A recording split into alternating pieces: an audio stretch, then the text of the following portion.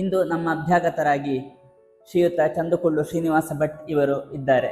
ಬನ್ನಿ ಅವರೊಡನೆ ಮಾತನಾಡೋಣ. ಬಡಗನ್ನೂರು ಗ್ರಾಮ ಪಂಚಾಯತ್ ಅಧ್ಯಕ್ಷರಾಗಿ ಸೇವೆ ಸಲ್ಲಿಸಿದಂಥ ಸಂದರ್ಭದಲ್ಲಿ ನಿಮಗೆ ನೆನಪಾಗುವ ವಿಶೇಷ ಸಾಧನೆ? 2010ರಲ್ಲಿ ನಾನು ಗ್ರಾಮ ಪಂಚಾಯತ್ ಅಧ್ಯಕ್ಷನಾಗಿ ಆಯ್ಕೆಯಾದೆ. ಅಲ್ಲಿವರೆಗೆ ಹಿಂದಿರುಗಿ ನೋಡಲಿಲ್ಲ. ಕೃಷಿಯಲ್ಲಿ ನಿಮ್ಮ ಅನುಭವಗಳನ್ನು ಮತ್ತು ಹೊಸ ಪ್ರಯೋಗಗಳ ಬಗ್ಗೆ ಸ್ವಲ್ಪ ತಿಳಿಸಿಕೊಡ್ಬೋದಾ? ಕೃಷಿ ಬಗ್ಗೆ ನನಗೆ ಚಿಕ್ಕಂದಿನಿಂದಲೂ ಒಲವಿತ್ತು. ಯಾಕೆಂದರೆ ಹೇಳಿದ್ರೆ ನನ್ನ ತಂದೆಯವರು ಕೃಷಿ ಕುಟುಂಬದಿಂದ ಬಂದವರು. ಅವರ ಮಟ್ಟಿಗೆ ಹೇಳಬೇಕಂದ್ರೆ ಅವರೊಂದು ಕತ್ತಿಯ ತುದಿಯಿಂದ ಇದು ಏನು ನೆಲವನ್ನು ಅಗದು ಒಂದು ಬೀಜ ಹಾಕಿದ್ರು ಕೂಡ ಅದ್ಭುತವಾಗಿ ಬೆಳವಣಿಗೆ ಆಗಿ ಬೆಳೆದು ಒಂದು ನಮಗೆ ಬೇಕಾದ ಫಲ ಕೊಡ್ತಿತ್ತು. ಆದರೆ ನನಗೆ ತುಂಬ ಆರ್ಥಿಕ ಅಡಚಣೆ ಇತ್ತು ಅಂತ ಹೇಳಿದ್ದೆ ನಾನು. ಅದನ್ನು ನಾನು ಚಾಲೆಂಜ್ ಆಗಿ ತಗೊಂಡೆ. ಯಾಕೆ ನಾವು ಆರ್ಥಿಕವಾಗಿ ಸದೃಢ ಆಗಬಾರ್ದು, ಸಮಾಜದಲ್ಲಿ ಸ್ವಲ್ಪ ಆದರೂ ನಮಗೆ ಗುರುತಿಸಬೇಕು ಅಂತ ಹೇಳಿದರೆ ಆರ್ಥಿಕವಾಗಿ ಸದೃಢತೆ ಖಂಡಿತ ಅಗತ್ಯ. 2021ರಲ್ಲಿ ದೇವಸ್ಥಾನವನ್ನು ನಮ್ಮ ಕೋಶಾಸ್ತ್ರ ವಿಷ್ಣುಮೂರ್ತಿ ದೇವಸ್ಥಾನ ಪೂರ್ಣವಾಗಿ ತೆರವುಗೊಳಿಸಿ ಹೊಸ ದೇವಸ್ಥಾನ ಕಟ್ಟಬೇಕು, ಇದಕ್ಕೆ ಏನು ಮಾಡೋದು ಅಂತ ಹೇಳೋ ಒಂದು ಪೂರ್ವಭಾವಿ ಸಭೆ ಆಯಿತು. ಅದರಲ್ಲಿ ನಾನು ಉಪಸ್ಥಿತ ಇದ್ದೆ. ಸುಮಾರು ಒಂದು 100 ಜನ ಇದ್ದರು. ಆವಾಗ ಏನು ಪ್ರಶ್ನೆ ಬಂತು ಅಂತ ಹೇಳಿದ್ರೆ, ನಾನು ಕನಸಿನಲ್ಲಿ ಅನ್ನಿಸಿರಲಿಲ್ಲ. ಖಾಲಿ 286 ರೆಕಾರ್ಡ್ ಟೈಮಲ್ಲಿ ದೇವಸ್ಥಾನವನ್ನು 0ದಿಂದ ಬ್ರಹ್ಮಕಲಶೋತ್ಸವಕ್ಕೆ ತಯಾರು ಮಾಡಿದ್ದೆ ನಮ್ಮ ಸಮಿತಿಯವರು. ಇಂಥ ಸಂದರ್ಭದಲ್ಲಿ ನಾನು ಹೇಳಲಿಕ್ಕೆ ಇಚ್ಛೆಪಡೋದೇನೆ ಅಂತೇಳಿ, ಯಾವುದೇ ಕೆಲಸಗಳು ಒಗ್ಗಟ್ಟಿಂದ ಎಲ್ಲರ ಒಂದು ಸಹಮತದಿಂದ ಸಪೋರ್ಟಿಂದ ಮಾಡಿದರೆ ಇಂಥ ಒಂದು ಗುರಿ ಮಾಡಲಿಕ್ಕೆ ದೊಡ್ಡ ಕೆಲಸವೇ ಇಲ್ಲ. ಅದಕ್ಕೆ ನಮ್ಮ ಜ್ವಲಂತ ಸಾಕ್ಷಿ ನಮ್ಮ ದೇವಸ್ಥಾನ. ಆದ್ದರಿಂದ ಊರಿನ ಎಲ್ಲ ನಾಗರಿಕರನ್ನು ತುಂಬ ಹೃದಯದಿಂದ ನಾನು ಧನ್ಯವಾದ ಸಮರ್ಪಿಸ್ತೇನೆ ಅವರಿಗೆ.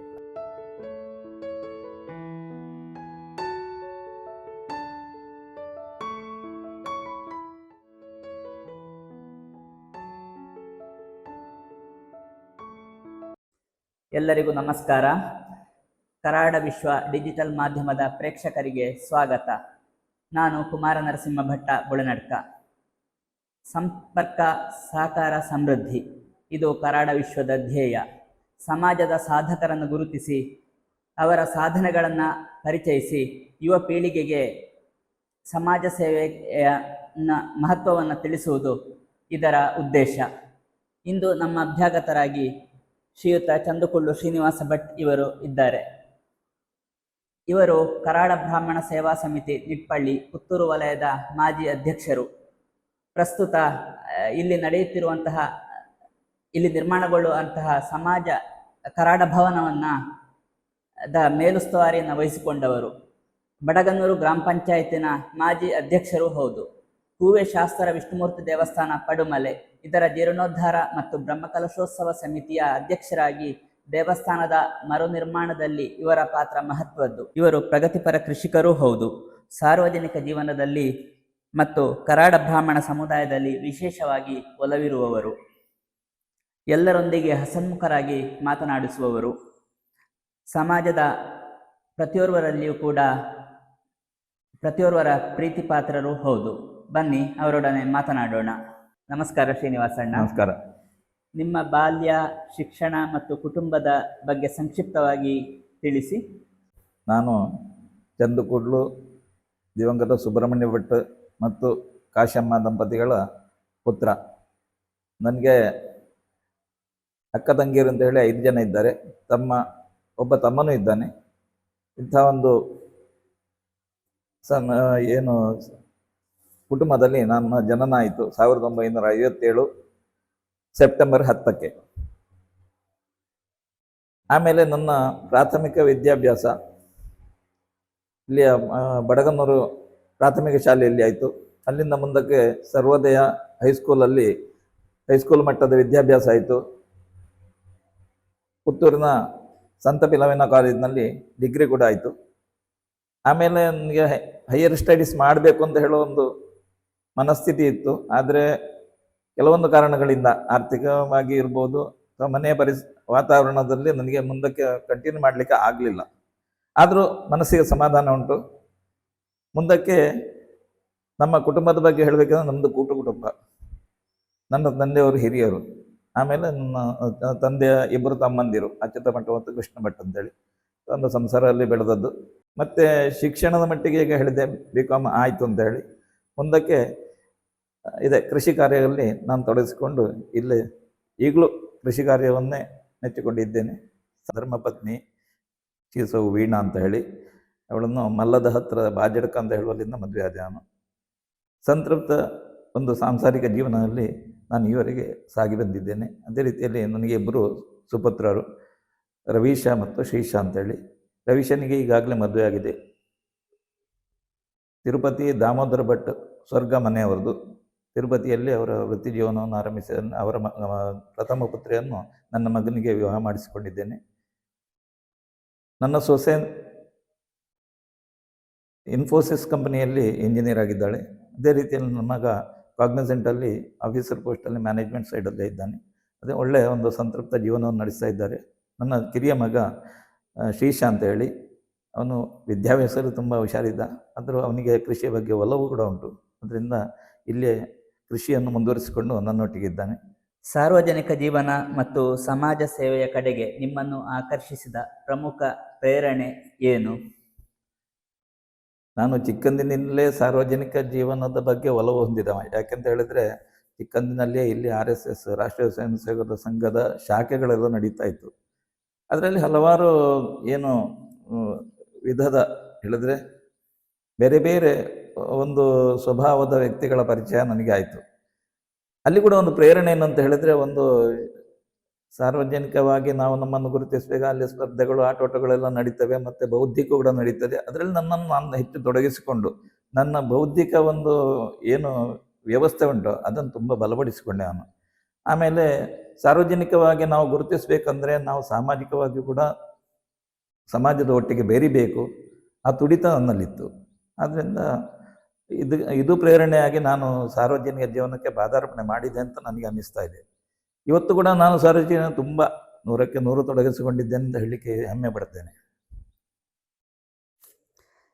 ಕರಾಡ ಬ್ರಾಹ್ಮಣ ಸೇವಾ ಸಮಿತಿ ನಿಟ್ಪಳ್ಳಿ ಪುತ್ತೂರು ವಲಯ ಇದರ ಅಧ್ಯಕ್ಷರಾಗಿರುವಾಗ ನಿಮಗೆ ಕಾರ್ಯನಿರ್ವಹಿಸಿದ ಅನುಭವ ಹೇಗಿತ್ತು? ಕರಾಡ ಬ್ರಾಹ್ಮಣ ಸಮಿತಿ ಸಾಮಾನ್ಯ 2017-18ರಲ್ಲಿ ಸ್ಥಾಪನೆ ಆಯಿತು. ಇಲ್ಲಿ ನಿಟ್ಪಳ್ಳಿ ವಲಯದ ಒಂದು ಸಂಘಟನೆ ಆವಾಗ ಬೆಳೆಯಿತು ಅಂತ ನನಗೆ ನೆನಪಿದೆ. ಅದರ ಒಡನೆ ಅದರ ಅಭಿವೃದ್ಧಿ ಮಾಡಬೇಕು ಅಂತ ಹೇಳುವ ವಿಷಯ ಬಂದಾಗ ನನ್ನನ್ನು ಅದರ ಅಧ್ಯಕ್ಷರಾಗಿ ಮಾಡಿದರು, ಸಮಿತಿ ಅಧ್ಯಕ್ಷರಾಗಿ. ಆಗ ಏನು ಮಾಡ್ಬೋದು, ಅದಕ್ಕೆ ಆ ವಿಷಯಕ್ಕೆ ಬಂದಾಗ ನಮಗೆ ಕೀಕಾನ ಗಣೇಶಣ್ಣ ಅವರೀಗ ದಿವಂಗತರು, ಕೊರೋನಾ ಟೈಮಲ್ಲಿ ಅವರ ದೇಹಾಂತ್ಯವಾಯಿತು. ಅವರು ನಮಗೆ ಪ್ರೇರಣಾಶಕ್ತಿ. ಯಾಕೆಂತ ಹೇಳಿದರೆ ನಮ್ಮಲ್ಲಿ ಜಾಗ ಇಲ್ಲ, ಮನಸ್ಸಿದೆ, ಹಣಕಾಸಿನ ವ್ಯವಸ್ಥೆಯೂ ಇಲ್ಲ. ಅಂತಹ ಸಂದರ್ಭದಲ್ಲಿ ಒಂದು ಸಂಸ್ಥೆ ಅಥವಾ ಸಾರ್ವಜನಿಕವಾಗಿ ಒಂದು ಸಂಸ್ಥೆಯನ್ನು ಕಟ್ಟಬೇಕು ಅಥವಾ ಒಂದು ಸಮಿತಿಯನ್ನು ಮಾಡಬೇಕು ಅಂತ ಹೇಳಿದರೆ ತುಂಬ ಧೈರ್ಯ ಬೇಕು. ಆ ಸಂದರ್ಭದಲ್ಲಿ ಗಣೇಶಣ್ಣ ಏನು ಹೇಳಿದರು, ಶ್ರೀನಿವಾಸಣ್ಣ ನೀವು ಸಮಿತಿ ಅಧ್ಯಕ್ಷರಾಗಿ ಸ್ಥಳದ ಅವಕಾಶ ನಾನು ಮಾಡಿಕೊಡ್ತೇನೆ. ಅವರ ತಂಗಿ ಹೆಸರಲ್ಲಿ ಇದ್ದಂಥ ಒಂದು 40 ಸೆಂಟ್ಸ್ ಜಾಗವನ್ನು ನಮಗೆ ಅದು ದಾನ ರೂಪದಲ್ಲಿ ಕೊಡ್ತೇನೆ, ಅದಕ್ಕೆ ಬೇಕಾದ ವ್ಯವಸ್ಥೆಯನ್ನು ನೀವು ಮಾಡಿಕೊಳ್ಳಿ ಅಂತ ಹೇಳುವಾಗ ನಮಗೆ ಖುಷಿಯಾಯಿತು. ಒಡನೆ ನಾವು ಅದನ್ನು ದಾನಪತ್ರವಾಗಿ ಪಡೆದುಕೊಳ್ಳೋದಕ್ಕೆ ಅದಕ್ಕೆ ತುಂಬ ತೊಡಕುಗಳು ಉಂಟು. ಕಂದಾಯ ಇಲಾಖೆಯಿಂದ ಅದಕ್ಕೆ ಏನು ನಮಗೆ ಕನ್ಸೆಂಟ್ ಸಿಗಬೇಕು, ಇದೆಲ್ಲ ವಿಷಯಗಳು ಬಂದಾಗ ಮುಂದಕ್ಕೆ ಹೋದೆವು ನಾವು. ಆದರೆ ಗಣೇಶಣ್ಣ ಏನು ಹೇಳಿದ್ರು ಅಂತ ಹೇಳಿದರೆ, ನಾವು ಅದರಲ್ಲಿ ಕೆಲಸ ಶುರು ಮಾಡುವ ಅಂತ. ಆಯ್ತು ಮಾಡುವ ಅಂತ ಹೇಳಿ. ಯಾಕೆಂತ ಹೇಳಿದರೆ ಯಾವುದೇ ಕೆಲಸಗಳನ್ನು ಸ್ಥಳ ಸಿಕ್ಕಿದ ಕೂಡಲೇ ಅದೇನು ಪರಿಪೂರ್ಣ ಆಗೋದಿಲ್ಲ, ಅದಕ್ಕೆ ಒಂದು ರೂಪ ಕೊಡಬೇಕು ಅಂತ ಹೇಳಿ ಸುಮಾರು ಬಂಡವಾಳವನ್ನು ತೊಡಗಿಸಿಕೊಂಡು ಸುಮಾರು 5 ಲಕ್ಷ ವೆಚ್ಚದಲ್ಲಿ ಪೂರ್ಣವಾಗಿ ಅದನ್ನು ಒಂದು ಸಮತಟ್ಟುಗೊಳಿಸುವಂಥ ವ್ಯವಸ್ಥೆ ಮಾಡಿದ್ರು. ತುಂಬ ಹಾರ್ಡ್ ರಾಕ್ಗಳಿತ್ತು. ಆದರೂ ಕೂಡ ಇವತ್ತು ನೋಡಿದರೆ ಒಂದು ಅರ್ಧ ಎಕರೆಷ್ಟು ಜಾಗವನ್ನು ಸಮತಟ್ಟುಗೊಳಿಸಿ ಅಲ್ಲಿ ಒಂದು ಭವ್ಯವಾದ ಒಂದು ಮಂದಿರ, ಇದು ಏನು ಕಟ್ಟಡವನ್ನು ನಿರ್ಮಾಣ ಮಾಡುವ ಅಂತ ಹೇಳುವ ಒಂದು ತುಡಿತದಿಂದ ನಾವು ಅದನ್ನು ಮುಂದಡಿಯಿಟ್ಟೆವು. ಮುಂದೆ ಅದಕ್ಕೆ ಒಂದು ರೂಪ ಕೊಡಬೇಕು, ಏನಾದರೂ ಒಂದು ನಮಗೆ ಮಾಡಬೇಕು ಅಂತ ಹೇಳುವ ಅಲ್ಲಿ ಒಂದು ಬಿಲ್ಡಿಂಗಿನ ಅವಶ್ಯಕತೆ ಉಂಟು. ಒಂದು 800 ಸ್ಕ್ವೇರ್ ಫೀಟಿನ ಒಂದು ಕಚೇರಿ ಕಟ್ಟಡ ಅಂತ ಹೇಳಿ ಒಂದು ಮೂಲಭೂತವಾದ ಸೌಕರ್ಯಗಳು ಏನೂ ಇಲ್ಲದಿದ್ರೂ ಕೂಡ ಒಂದು ಟಾಯ್ಲೆಟ್ನ ವ್ಯವಸ್ಥೆ, ಅದೇ ರೀತಿಯಲ್ಲಿ ಒಂದು ಕಟ್ಟಡ ನಿರ್ಮಾಣ ಒಂದು 800 ಸ್ಕ್ವೇರ್ ಫೀಟಿಂದ ಮಾಡಿದೆವು. ಮುಂದಕ್ಕೆ ಇದರಲ್ಲಿಯೇ ನಮ್ಮ ಕಾರ್ಯಕ್ಷೇತ್ರವನ್ನು ಬೆಳೆಸಿಕೊಂಡು ಮೀಟಿಂಗ್ಗಳನ್ನು ಮಾಡುವುದು ಅಥವಾ ಏನು ಅದಕ್ಕೆ ಪೂರಕವಾಗಿರುವಂತಹ ವ್ಯವಸ್ಥೆ ಹೇಳಿದ್ರೆ ನಮ್ಮ ಸದಸ್ಯರು ಬರಬೇಕು, ಊರಿನವರು ಸೇರಿಕೊಳ್ಬೇಕು, ಅದಕ್ಕೆ ಬೇಕಾದ ವ್ಯವಸ್ಥೆಯನ್ನು ಮಾಡ್ತಾ ಇದ್ದೆವು. ಈಗಲೂ ಕೂಡ ನಾನು ಈ ಕರಾಡ ಬ್ರಾಹ್ಮಣ ಸೇವಾ ಟ್ರಸ್ಟಿನ ಉಪಾಧ್ಯಕ್ಷನಾಗಿ ಕೂಡ ಇದ್ದೇನೆ. ಪ್ರಸ್ತುತ ನನಗೆ ಇಲ್ಲಿ ಜವಾಬ್ದಾರಿ ಏನು ಅಂತ ಹೇಳಿದರೆ, ಕರಾಡ ಬ್ರಾಹ್ಮಣ ಸೇವಾ ಸಮಿತಿ ಇದರ ಒಂದು ಅಂಗವಾಗಿ ಒಂದು ಪೂರ್ಣ ಪ್ರಮಾಣದ ಒಂದು ಸಮುದಾಯ ಭವನವನ್ನು ವಿಶೇಷವಾಗಿ ಏನು ನಮ್ಮ ಸಮುದಾಯಕ್ಕೆ ಎಲ್ಲ ರೀತಿಯಿಂದ ಅನುಕೂಲ ಆಗುವಂಥ ಒಂದು ಭವನವನ್ನು ಕಟ್ಟಬೇಕು ಅಂತ ಹೇಳೋ ಉದ್ದೇಶದಿಂದ ಈಗ ಮುಂದಡಿ ಇಟ್ಟಿದ್ದೇನೆ. ನನಗೆ ಅದರ ಜವಾಬ್ದಾರಿಯನ್ನು ಕೂಡ ವಹಿಸಿದ್ದಾರೆ. ಪೂರ್ಣ ಪ್ರಮಾಣದಲ್ಲಿ ಅದರಲ್ಲಿ ತೊಡಗಿಸಿಕೊಂಡು ಇವತ್ತು ಕೂಡ ಕೆಲಸ ನಡೀತಾ ಉಂಟು. ಇದರ ಉದ್ದೇಶಗಳು ಕೇಳಿದರೆ ಸಾಮಾಜಿಕವಾಗಿ ಎಲ್ಲ ವರ್ಗದವರಿಗೂ ಇದು ಸಿಗಬೇಕು. ಹಿಂದೂಗಳಿಗೆ ಅದು ಒಂದು ಕಡೆ, ನಮ್ಮ ಹಿಂದೂ ಸಮಾಜಕ್ಕೆ ನಾವು ಬ್ರಾಹ್ಮಣರು ಎಲ್ಲ ವರ್ಗದವರಿಗೂ ಅವಕಾಶ ಉಂಟು. ಇಲ್ಲಿ ಏನು ಚಟುವಟಿಕೆಗಳಿಂದ ಹೇಳಿದ್ರೆ ಪ್ರತಿ ವರ್ಷ ಈ ಭವನ ನಿರ್ಮಾಣಕ್ಕೆ ಮೊದಲು ವರ್ಷಂಪ್ರತಿ ಸತ್ಯನಾರಾಯಣ ಪೂಜೆ, ದೇವತಾ ಕಾರ್ಯಗಳ ಬಗ್ಗೆ ಮತ್ತು ಋಗುಪಾಕರ್ಮ, ಅದೇ ರೀತಿಯಲ್ಲಿ ಮಹಾಮೃತ್ಯುಂಜಯ ಹೋಮ ಕೂಡ ಒಮ್ಮೆ ಮಾಡಿದ್ದೇವೆ. ಸಮಾಜಕ್ಕೆ ಸಂಕಷ್ಟ ಬರುವಾಗ ಅಂಥ ಒಂದು ವ್ಯವಸ್ಥೆಗಳನ್ನು ಕೂಡ ಮಾಡುವ ಪದ್ಧತಿ ನಮ್ಮಲ್ಲಿ ಉಂಟು. ಕೊರೋನಾ ಟೈಮಲ್ಲಿ ವಿಶೇಷವಾಗಿ ದೇವತಾ ಪ್ರಾರ್ಥನೆ ಮಾಡಿದ್ದೇವೆ, ಎಲ್ಲರಿಗೂ ಸಮಾಜಕ್ಕೆ ಒಳ್ಳೆಯದಾಗಬೇಕು, ಅದಕ್ಕೂ ಕೂಡ ಒಂದು ಹೋಮವನ್ನು ಮಾಡಿದ್ದೇವೆ ನಾವು. ಈಗ ಏನು ಅಂತ ಹೇಳಿದರೆ, ಪ್ರತಿ ವರ್ಷ ನಾವು ಏನು ಸಮಾಜದ ಕಡೆಯಿಂದ ಬೇಡಿಕೆಗಳು ಬರ್ತವೆ, ಇಂಥ ಕಾರ್ಯಕ್ರಮಗಳು ಆಗಬೇಕು, ಮಾಡಬಹುದು ಅಂತೇಳಿ. ಅಲ್ಲಿ ಕನಿಷ್ಠ ನಮಗೆ ಏನು ಸೌಕರ್ಯ, ಮೂಲಭೂತ ಸೌಕರ್ಯ ಬೇಕೋ ಅದು ಮಾಡಲಿಕ್ಕೆ ಆಗ್ತಾ ಇರಲಿಲ್ಲ.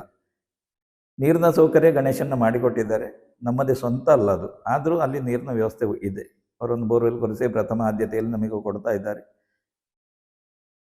ಮತ್ತು ಮುಂದಕ್ಕೆ ಏನು ಅಂತ ಹೇಳಿದರೆ, ಇನ್ನು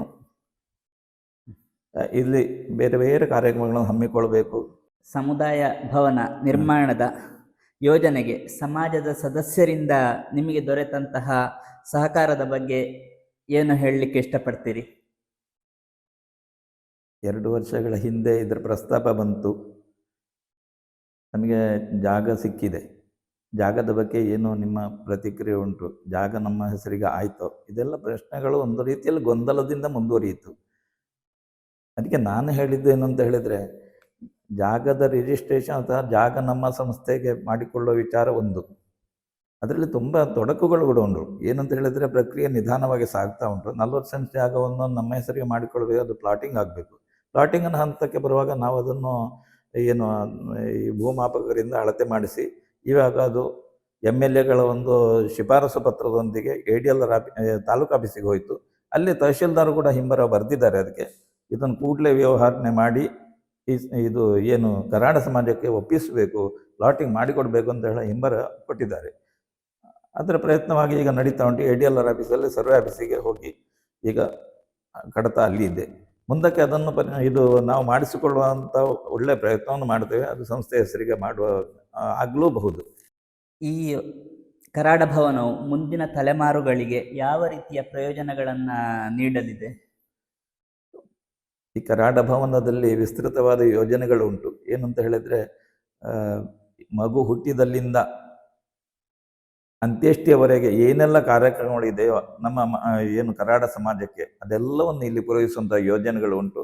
ಒಂದು ಏನು ಮಗು ಹುಟ್ಟಿದ ಕೂಡಲೇ ಒಂದು ನಾಮಕರಣ ಇಂಥದ್ದೆಲ್ಲ ತೊಟ್ಟಲಲ್ಲಿ ಹಾಕೋದು, ಆಮೇಲೆ ಏನು ಮುಂಜಿ ವಿವಾಹ, ಒಂದು ವೇಳೆ ಇದು ಪ್ರಾಯ ಆಗಿ ತೀರ್ಕೊಂಡ್ರೆ ಅವರಿಗೆ ಒಂದು ಸಮಾಜದಲ್ಲಿ ಇದು ಕೂಡ ಏನೋ ಅಂತ್ಯ ಸಂಸ್ಕಾರ ಮಾಡಿ ಅದರ ಬೊಜ್ಜ ಇದ್ದಿದ್ದೆಲ್ಲ ಕಾರ್ಯಕ್ರಮಗಳನ್ನು ಇಲ್ಲಿ ನೆರವೇರಿಸುವಂಥ ಯೋಜನೆ ಉಂಟು. ಅದೇ ರೀತಿಯಲ್ಲಿ ವಿವಾಹಕ್ಕೆ ಸಂಬಂಧಪಟ್ಟಂತೆ ಏನು ಇಲ್ಲಿ ಅಗತ್ಯಗಳು ಉಂಟು ಅದನ್ನು ಕೂಡ ಅದರಲ್ಲಿ ಅಳವಡಿಸಿಕೊಂಡಿದೆ. ಏನು ವಧುವರರಿಗೆ ರೂಮ್ಗಳು, ಸಭೆ ಸಮಾರಂಭಗಳಿಗೆ ಬೇಕಾಗಿ ಒಂದು 15 ಫೀಟು 30 ಫೀಟ್ ಆಗಲ್ಲ 450 ಸ್ಕ್ವೇರ್ ಫೀಟ್ನ ಏನು ಒಂದು ಸ್ಥಳಾವಕಾಶ, ಸ್ಟೇಜು. ಅದೇ ರೀತಿಯಲ್ಲಿ ಸ್ಥಳಾವಕಾಶ ಏನು ಈ ಸಮಾಜದ ಬಂಧು ಬಾಂಧವರಿಗೆ ಒಂದು 300ರಿಂದ 400 ಜನಕ್ಕೆ ಅನುಕೂಲ ಆಗುವಂತೆ ಸುಮಾರು 2000 ಸ್ಕ್ವೇರ್ ಫೀಟಿನ ಒಂದು ಸ್ಥಳಾವಕಾಶವನ್ನು ವೇದಿಕೆ ಮುಂಭಾಗದಲ್ಲಿ ನಿರ್ಮಾಣ ಮಾಡಿದ್ದೇವೆ.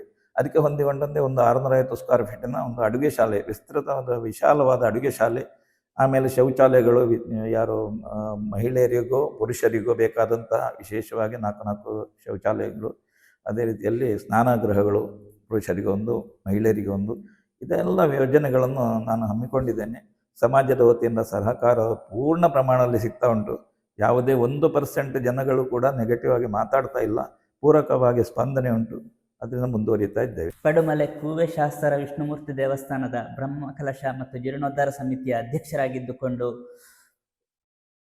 ಅಧ್ಯಕ್ಷರಾಗಿ ಕೆಲಸ ಮಾಡಿದ ನಿಮ್ಮ ಅನುಭವ ಹೇಗಿತ್ತು ಶ್ರೀನಿವಾಸಣ್ಣ? 2021ರಲ್ಲಿ ದೇವಸ್ಥಾನವನ್ನು, ನಮ್ಮ ಕೋಶಾಸ್ತ್ರ ವಿಷ್ಣುಮೂರ್ತಿ ದೇವಸ್ಥಾನವನ್ನು ಪೂರ್ಣವಾಗಿ ತೆರವುಗೊಳಿಸಿ ಹೊಸ ದೇವಸ್ಥಾನ ಕಟ್ಟಬೇಕು, ಇದಕ್ಕೆ ಏನು ಮಾಡುವುದು ಅಂತ ಹೇಳೋ ಒಂದು ಪೂರ್ವಭಾವಿ ಸಭೆ ಆಯಿತು. ಅದರಲ್ಲಿ ನಾನು ಉಪಸ್ಥಿತನಿದ್ದೆ. ಸುಮಾರು ಒಂದು 100 ಜನ ಇದ್ದರು. ಆವಾಗ ಏನು ಪ್ರಶ್ನೆ ಬಂತು ಅಂತ ಹೇಳಿದ್ರೆ, ನಾನು ಕನಸಿನಲ್ಲಿ ಅನ್ನಿಸಿರಲಿಲ್ಲ ನನ್ನನ್ನು ಜೀರ್ಣೋದ್ಧಾರ ಅಥವಾ ಯಾವುದಕ್ಕಾದ್ರೂ ಒಂದು ಅಧ್ಯಕ್ಷ ಮಾಡ್ತಾರೆ ಅಂತ ಹೇಳುವ ಅರಿವು ಕೂಡ ನನಗಿರಲಿಲ್ಲ. ಆದರೆ ಮೂಲಭೂತವಾಗಿ ನೋಡಿದರೆ, ಅಥವಾ ಏನು ಹಿನ್ನೆಲೆ, ಈ ದೇವಸ್ಥಾನದ ಹಿನ್ನೆಲೆ ನೋಡಿದರೆ, ನಮ್ಮ ಮನೆಗೂ ಆ ದೇವಸ್ಥಾನಕ್ಕೂ ಅವಿನಾಭಾವ ಸಂಬಂಧ ಇತ್ತು. ಹಿಂದಿನಲ್ಲೂ ಹೇಳ್ತಾ ಇದ್ರು, ತೀರ್ಥಮಂಟಪ ನಮ್ಮ ಮನೆ ತಂದು, ನಮ್ಮ ಪೂರ್ವಜರು ತೀರ್ಥಮಂಟಪವನ್ನು, ದೇವಸ್ಥಾನ ತೀರ್ಥಮಂಟಪವನ್ನು ಮೊದಲಾಗಿ ರಚಿಸಿದ್ದು ನಮ್ಮ ಮನೆಯಿಂದಲೇ. ಆದ್ದರಿಂದ ಇವತ್ತಿನವರೆಗೆ ಅದು ನಡ್ಕೊಂಡು ಬಂದಿದೆ. ಆ ಸಂಬಂಧ ನಮ್ಮಲ್ಲಿತ್ತು. ಮತ್ತು ಯಾವಾಗ ಅಲ್ಲಿ ಏನೋ ನೈವೇದ್ಯ, ತುಂಬ ಹಿಂದಿನ ಕಾಲದಲ್ಲಿ ನೈವೇದ್ಯಕ್ಕೆಲ್ಲ ತೊಂದರೆ ಇತ್ತು, ಅಕ್ಕಿ ಇರ್ತಿರ್ಲಿಲ್ಲ. ಆವಾಗಲೂ ನಾವು ಪಡೆಯೋಕ್ಕೇನೋ ಅಲ್ಲಿಗೆ ತಲುಪಿಸಿ ನೈವೇದ್ಯ ನಿರಂತರವಾಗಿ ಸಿಗುವ ಹಾಗೆ ಮಾಡ್ತಿದ್ದೆವು. ದೇವರಿಗೆ ಒಂದು ಆರಾಧನೆ ನಡೀತಾ ಇತ್ತು. ಇಂಥ ಸಂದರ್ಭದಲ್ಲಿ ಜೀರ್ಣೋದ್ಧಾರವನ್ನು ಪೂರ್ಣ ಪ್ರಮಾಣದಲ್ಲಿ ಯಾಕೆ ಮಾಡಬಾರ್ದು, ಮಾಡುವ ಅಂತ ಹೇಳೋ ಏನು ಊರಿನವರ ಪ್ರೇರಣೆಯಿಂದ ಅವತ್ತು ಸಭೆಯನ್ನು ಕರೆದೆವು. ಸಭೆಯಲ್ಲಿ ಮುಂಚಿತವಾಗಿ ಹೇಳಿದ್ದೇನೆಂದರೆ, ನಾನು ಗ್ರಹಿಸದೇ ಇರುವಂತಹ ಒಂದು ವ್ಯವಸ್ಥೆ, ಶ್ರೀನಿವಾಸಣ್ಣನನ್ನು, ಚಂದುಗುಡ್ಡ ಶ್ರೀನಿವಾಸ ಭಟ್ರ ಅಧ್ಯಕ್ಷತೆಯಲ್ಲಿ ಈ ದೇವಸ್ಥಾನ ಪುನರ್ ನಿರ್ಮಾಣ ಮಾಡುವ ಅಂತ ಹೇಳಿ. ಕೂಡಲೇ ನಾನು ಒಪ್ಪಲಿಲ್ಲ. ಯಾಕೆಂದೇಳಿದ್ರೆ ಸಾಧಾರಣ ಕೆಲಸ ಅಲ್ಲ. ನಾವು ಕಣ್ಣ ಮುಂದೆ ನೋಡಿದರೆ ನಮಗೆ ಹೆದರಿಕೆ ಆಗುವಂಥ ಕೆಲಸ. ಯಾಕಂದರೆ ಅಷ್ಟು ಅಗಾಧವಾದ ಕೆಲಸಗಳು ಅದರಲ್ಲಿ ಉಂಟು. ಮಾಡಬೇಕಂದ್ರೆ ನಮಗೆ ಯೋಗಗಳು ಬೇಕು. ನಾನು ಅವತ್ತಿಗೆ ಒಪ್ಪಿಕೊಳ್ಳಿಲ್ಲ ಅದನ್ನು. ನನಗೆ 1 ವಾರದ ಕಾಲಾವಕಾಶ ಕೊಡಿ, ಮುಂದಕ್ಕೆ ಹೋಗುವ ಅಂತ ಹೇಳೋ ಇದನ್ನು ಹೇಳಿದೆ. ಆಗ ಅವರು ಹೇಳಿದ್ದು ನನಗೂ ಕೂಡ ಒಂದು ಶಾಕಿಂಗ್ ಇದು. ಯಾಕೆಂತ ಹೇಳಿದರೆ, ನಾನು ಎಕ್ಸ್ಪೆಕ್ಟ್ ಮಾಡಲಿಲ್ಲ. ಅವರು ಹೇಳಿದ್ದು, ನೀವು ಎಲ್ಲಿ ಬೇಕಿದ್ರು ಕೇಳಿ ಶ್ರೀನಿವಾಸಣ್ಣ, ನಾವಿಲ್ಲಿ 100 ಜನ ಇಲ್ಲಿ ಇರ್ಬೋದು ಸಾಮಾನ್ಯ, 100ಕ್ಕೆ 100 ಒಂದೇ ಅಭಿಪ್ರಾಯ ಉಂಟು. ಎಲ್ಲಿ ಪ್ರಶ್ನೆ ಮಾಡಿದ್ರು ನಿಮಗೆ ಅದೇ ಕಾಣ್ಬೋದು. ಯಾಕೆಂದರೆ ಜನಾರ್ದನ ಹೇಳ್ತಾರೆ ಅಂತ ಹೇಳಿದರು ಅವರು. ಜನರಲ್ಲಿ ಜನಾರ್ದನ ಕಾಣ್ಬೋದು. ಆದ್ದರಿಂದ ಅಲ್ಲಿ ನಿಮಗೆ ಅದೇ ಉತ್ತರ ಸಿಗ್ಬೋದು. ಅದೇ ಉತ್ತರ ಕೂಡ ಸಿಕ್ಕಿತ್ತು ನನಗೆ. ಅದೇ ಅವತ್ತಿಂದ ನಾನು ದೇವತಾ ಕಾರ್ಯ, ಇದು ಏನು ಜೀರ್ಣೋದ್ಧಾರ ಕಾರ್ಯಕ್ಕೆ ನಾನು ನಿಲ್ತೇನೆ ಅಂತ ಹೇಳಿದೆ. ಅಧ್ಯಕ್ಷ ನೆಲೆಯಲ್ಲಿ ನನ್ನನ್ನು ಸೆಲೆಕ್ಟ್ ಕೂಡ ಮಾಡಿದರು. ನನಗೆ ಬೇಕಾದಂಥ ಒಂದು ಎಲ್ಲರ ಸಹಕಾರದಿಂದ ಒಂದು ಸಮಿತಿಯನ್ನು ಕೂಡ ಮಾಡಿಕೊಂಡೆ. ಊರಿನವರ ಏನು ಅವತ್ತು ಬೆಂಬಲ ಸಿಕ್ಕಿತ್ತು 100ಕ್ಕೆ 100, ಅದು ಲಾಸ್ಟ್ನವರೆಗೆ ನನಗೆ ಹಾಗೆ ಉಳ್ಕೊಂಡಿತ್ತು. ಊರಿನವರ ಪ್ರೇರಣೆಯಿಂದ ದೇವಸ್ಥಾನ ಸಾಮಾನ್ಯ ಈಗ ಏನಂತ ಹೇಳಿದ್ರೆ, ಮರಮಟ್ಟುಗಳು, ಕಲ್ಲು, ಇದೆಲ್ಲ ಮರಮಟ್ಟುಗಳು 100ಕ್ಕೆ 100ರಷ್ಟು ಫ್ರೀಯಾಗಿ ಊರಿಂದಲೇ ಸಂಗ್ರಹ ಆಯಿತು. ಧನ ಸಹಾಯಕ್ಕೆ ನಾವು 3.5 ಕೋಟಿಯಷ್ಟು ಅಗಾಧವಾದ ದುಡ್ಡು ಬೇಕಿತ್ತು. ಅದಕ್ಕೂ 1 ನಯ ಬೆಸೆಗೂ ನಾವು ಹೊರಗೆ ಹೋಗಿದ್ದಿಲ್ಲ. ನಮ್ಮ ಊರಿಂದಲೇ ಸಂಗ್ರಹ ಆಗಿದೆ. ಇಂಥ ಒಂದು ಪರಿಸ್ಥಿತಿಯಲ್ಲಿ ದೇವಸ್ಥಾನ ಕಟ್ಟೋದು ಕನಸಿನ ಮಾತಲ್ಲ. ಕನಸಿನಲ್ಲಿಯೂ ನಾವು ಮಾಡ್ಬೋದು ಅಂತ ಹೇಳುವಂತಹ ಒಂದು ಪರಿಸ್ಥಿತಿ ನಿರ್ಮಾಣ ಆಯ್ತಲ್ಲಿ. ಅಗಾಧವಾದ ಹಣದ ಹರಿವು ಕೂಡ ಬಂತು. ಆಗ ಏನಂತ ಹೇಳಿದರೆ, ಇದಕ್ಕೆ ಬೇಕಾದಂಥ ತೆರವುಗೊಳಿಸುವ ಕಾರ್ಯ, ಒಂದೇ ದಿನದಲ್ಲಿ ತೆರವುಗೊಳಿಸುವ ಕಾರ್ಯ ಕೂಡ ಶುರು ಆಯಿತು. ಆಮೇಲೆ ಕಮಿಟಿ ಯಾವಾಗ ರಚನೆ ಆಯಿತು ಅದರ ಮರುದಿನ ಎಲ್ಲ ಅದನ್ನು ತೆರವುಗೊಳಿಸುವ ಕಾರ್ಯ ಆಯಿತು. ಒಂದು 10 ದಿವಸದಲ್ಲಿ ಪೂರ್ಣ ಪ್ರಮಾಣದಲ್ಲಿ ನೆಲವನ್ನು ಸಮತಟ್ಟು ಮಾಡುವ ಕೆಲಸ ಆಯಿತು. ಮುಂದೆ ಜೀರ್ಣೋದ್ಧಾರ ಕಾರ್ಯಕ್ಕೆ ತೊಡಗುವಾಗ ಯಾವುದೇ ಸಮಸ್ಯೆಗಳು ಎದುರಾಗಲಿಲ್ಲ. ಫಾರೆಸ್ಟ್ ಡಿಪಾರ್ಟ್ಮೆಂಟ್ದು ಕೂಡ ಯಾವುದೇ ಲೈಸೆನ್ಸ್ ಇಲ್ಲದೆ ನಮಗೆ ಪೂರ್ಣ ಪ್ರಮಾಣದಲ್ಲಿ ಮರಮಟ್ಟುಗಳನ್ನು ಒದಗಿಸುವ ಕೆಲಸ ಆಯಿತು. ಸಹಕಾರ ಫಾರೆಸ್ಟ್ ಡಿಪಾರ್ಟ್ಮೆಂಟ್ ಅದ್ಭುತವಾಗಿ ಸಿಕ್ಕಿತ್ತು. ಆರಕ್ಷಕ ವ್ಯವಸ್ಥೆಯಲ್ಲಿ ಕೂಡ ನಮಗೆ ಸಹಕಾರ ಸಿಕ್ಕಿತು. ಆದ್ದರಿಂದ ಯಾವುದೇ ಸಮಸ್ಯೆಗಳಿಲ್ಲದೆ ದೇವಸ್ಥಾನ ಮಾಡ್ಬೋದು ಅಂತ ಹೇಳುವ ಒಂದು ನಿರ್ಧಾರಕ್ಕೆ ಬಂದೆ. ಆಮೇಲೆ ನಾನು ಮನೆ ಕಡೆ ತಿರುಗಿದ್ದೆ ಕಡಿಮೆ. ಇದು ಏನಂತ ಹೇಳಿದರೆ, ಇದು ದೇವಸ್ಥಾನ ಕೆಲಸ ಶುರು ಮಾಡಬೇಕಿದ್ರೆ ಹಗಲಿರುಳು ಅಲ್ಲೇ ಇರ್ತಿದ್ದೆ. ದೇವಸ್ಥಾನ ಮುಗಿಬೇಕು, ಕೆಲಸ ಮಾಡಬೇಕು ಅಂತ ಹೇಳಿ ಪ್ರಾಯೋಜಕರನ್ನು ಹುಡುಕಿದೆ. ಪ್ರಾಯೋಜಕರನ್ನು ಹುಡುವಾಗ ನನಗೆ ಅತ್ಯದ್ಭುತವಾದ ಒಂದು ಸಹಕಾರ ಸಿಕ್ಕಿತು. ರಾಜಗೋಪುರಕ್ಕೆ 35 ಲಕ್ಷದ ಒಂದು ಬಜೆಟ್ ಇಟ್ಟಿದ್ದೆ. ಇದು 35 ಒಬ್ಬರೇ ಕೊಟ್ಟರು. ಆಮೇಲೆ ಗೋಪುರಗಳು 15-20 ಲಕ್ಷದ್ದು 4 ಗೋಪುರಗಳಿಗೂ ಪ್ರಾಯೋಜಕರು ಸಿಕ್ಕಿದ್ರು. ತೀರ್ಥ ಮಂಟಪಕ್ಕೆ ನಮ್ಮ ಮನೆಯಿಂದಲೇ 15-20 ಲಕ್ಷ ಖರ್ಚಾಗಿರ್ಬೋದು. ಹಾಗೆ ಪೂರ್ಣ ಪ್ರಮಾಣ ಏನು ಮೇಜರ್ ಇದು ಏನು ಕೆಲಸಗಳಾಗಬೇಕಿತ್ತು ಅದಕ್ಕೆಲ್ಲ ಪ್ರಾಯೋಜಕರು ಸಿಕ್ಕಿದ್ರು. ಆದ್ದರಿಂದ ಸುಮಾರು 1 ವರ್ಷದ ಒಳಗೆ 1922 ಫೆಬ್ರವರಿಯಲ್ಲಿ ಸ್ಟಾರ್ಟ್ ಮಾಡಿದ್ದು, 1923 ಫೆಬ್ರವರಿಗೆ ಆಗುವ ಬ್ರಹ್ಮಕಲಶೋತ್ಸವಕ್ಕೆ ದಿವಸ ನೋಡಿದ್ದೇನೆ ನಾನು. ಅದರಲ್ಲಿ ಏನಂದರೆ 365 ದಿವಸಗಳು 2021ರಿಂದ 2022ರವರೆಗೆ ಒಂದು ವರ್ಷದಲ್ಲಿ 286 ದಿವಸಗಳು ಮಾತ್ರ ದೇವಸ್ಥಾನಕ್ಕೆ ಕೆಲಸಗಳಿಗೆ ನಾವು ವಿನಿಯೋಗ ಮಾಡಿದ್ದು. ಬಾಕಿ ಟೈಮಲ್ಲಿ ಮಳೆಗಾಲ. ಖಾಲಿ 286 ರೆಕಾರ್ಡ್ ಟೈಮಲ್ಲಿ ದೇವಸ್ಥಾನವನ್ನು ಝೀರೋದಿಂದ ಬ್ರಹ್ಮಕಲಶೋತ್ಸವಕ್ಕೆ ತಯಾರು ಮಾಡಿದ್ದೇವೆ ನಮ್ಮ ಸಮಿತಿಯವರು. ಇದು ಹೇಗೆ ಆಯಿತು? ಊರವರ ಒಂದು ಸಹಕಾರ. ಊರವರ ಸಹಕಾರ ಕೂಡ ಅತ್ಯದ್ಭುತ. ಯಾಕಂತ ಹೇಳಿದರೆ ಶುರುವಿಗೆ 10-20 ಜನ ಸ್ವಯಂ ಸೇವಕರಿಂದ ತೊಡಗಿಸಿಕೊಂಡದ್ದು 1 ತಿಂಗಳಲ್ಲಿ 100 ದಾಟಿತು, 2 ತಿಂಗಳಲ್ಲಿ 200 ದಾಟಿತು, 3ನೇ ತಿಂಗಳಿಂದ 300ರ ಮೇಲ್ಪಟ್ಟು ಪ್ರತಿ ದಿವಸ ಸ್ವಯಂ ಸೇವಕರು ಹಾಜರಿ ಇರ್ತಿದ್ರು. ಇವರಿಗೂ ಕೂಡ ದೇವಸ್ಥಾನ ಕಡೆಯಿಂದ ಯಾವುದೇ ಇದು ಇಲ್ಲ, ಖರ್ಚಿಲ್ಲದೆ ಊಟ ತಿಂಡಿಯ ವ್ಯವಸ್ಥೆ. ಯಾರಾದರೂ ಇದು ದಾನಿಗಳು ಬಂದು ಈ 300 ಜನರದ್ದು ತಿಂಡಿ ತೀರ್ಥದ ವ್ಯವಸ್ಥೆಯನ್ನು ಮಾಡ್ತಿದ್ರು ಪ್ರತಿ ದಿವಸ. ದೇವಸ್ಥಾನ ಒಂದು ಚಿಕ್ಕಾಸು ಕೂಡ ಖರ್ಚಾಗಲಿಲ್ಲ. ಮತ್ತು ಕೆಲಸದ ಬಗ್ಗೆ ಹೇಳಬೇಕು ಅಂತಾದರೆ ನನ್ನ ಯೋಗ ಏನು, ಯಾಕಂತ ಹೇಳಿದರೆ ಪ್ರತಿ ದಿವಸ ಕೆಲಸ ನಡೆಯುವಾಗಲೂ 20ರಿಂದ 30 ಜನ ಮೇಸ್ತ್ರಿಗಳು, ಕಲ್ಲು ಗಾರೆ ಕೆಲಸದವರು, 20ರಿಂದ 30 ಜನ ನುರಿತ ಇದು ಆಚಾರಿಗಳು. ಏನು ಕೆಲಸ ಆಗಬೇಕು ಶ್ರೀನಿವಾಸಣ್ಣ? ಇವತ್ತಿಗೇನು ಕೆಲಸ? ರಾತ್ರಿ ಎದ್ದು ಸಂಬಳ ಇಲ್ಲ, ಫ್ರೀಯಾಗಿ.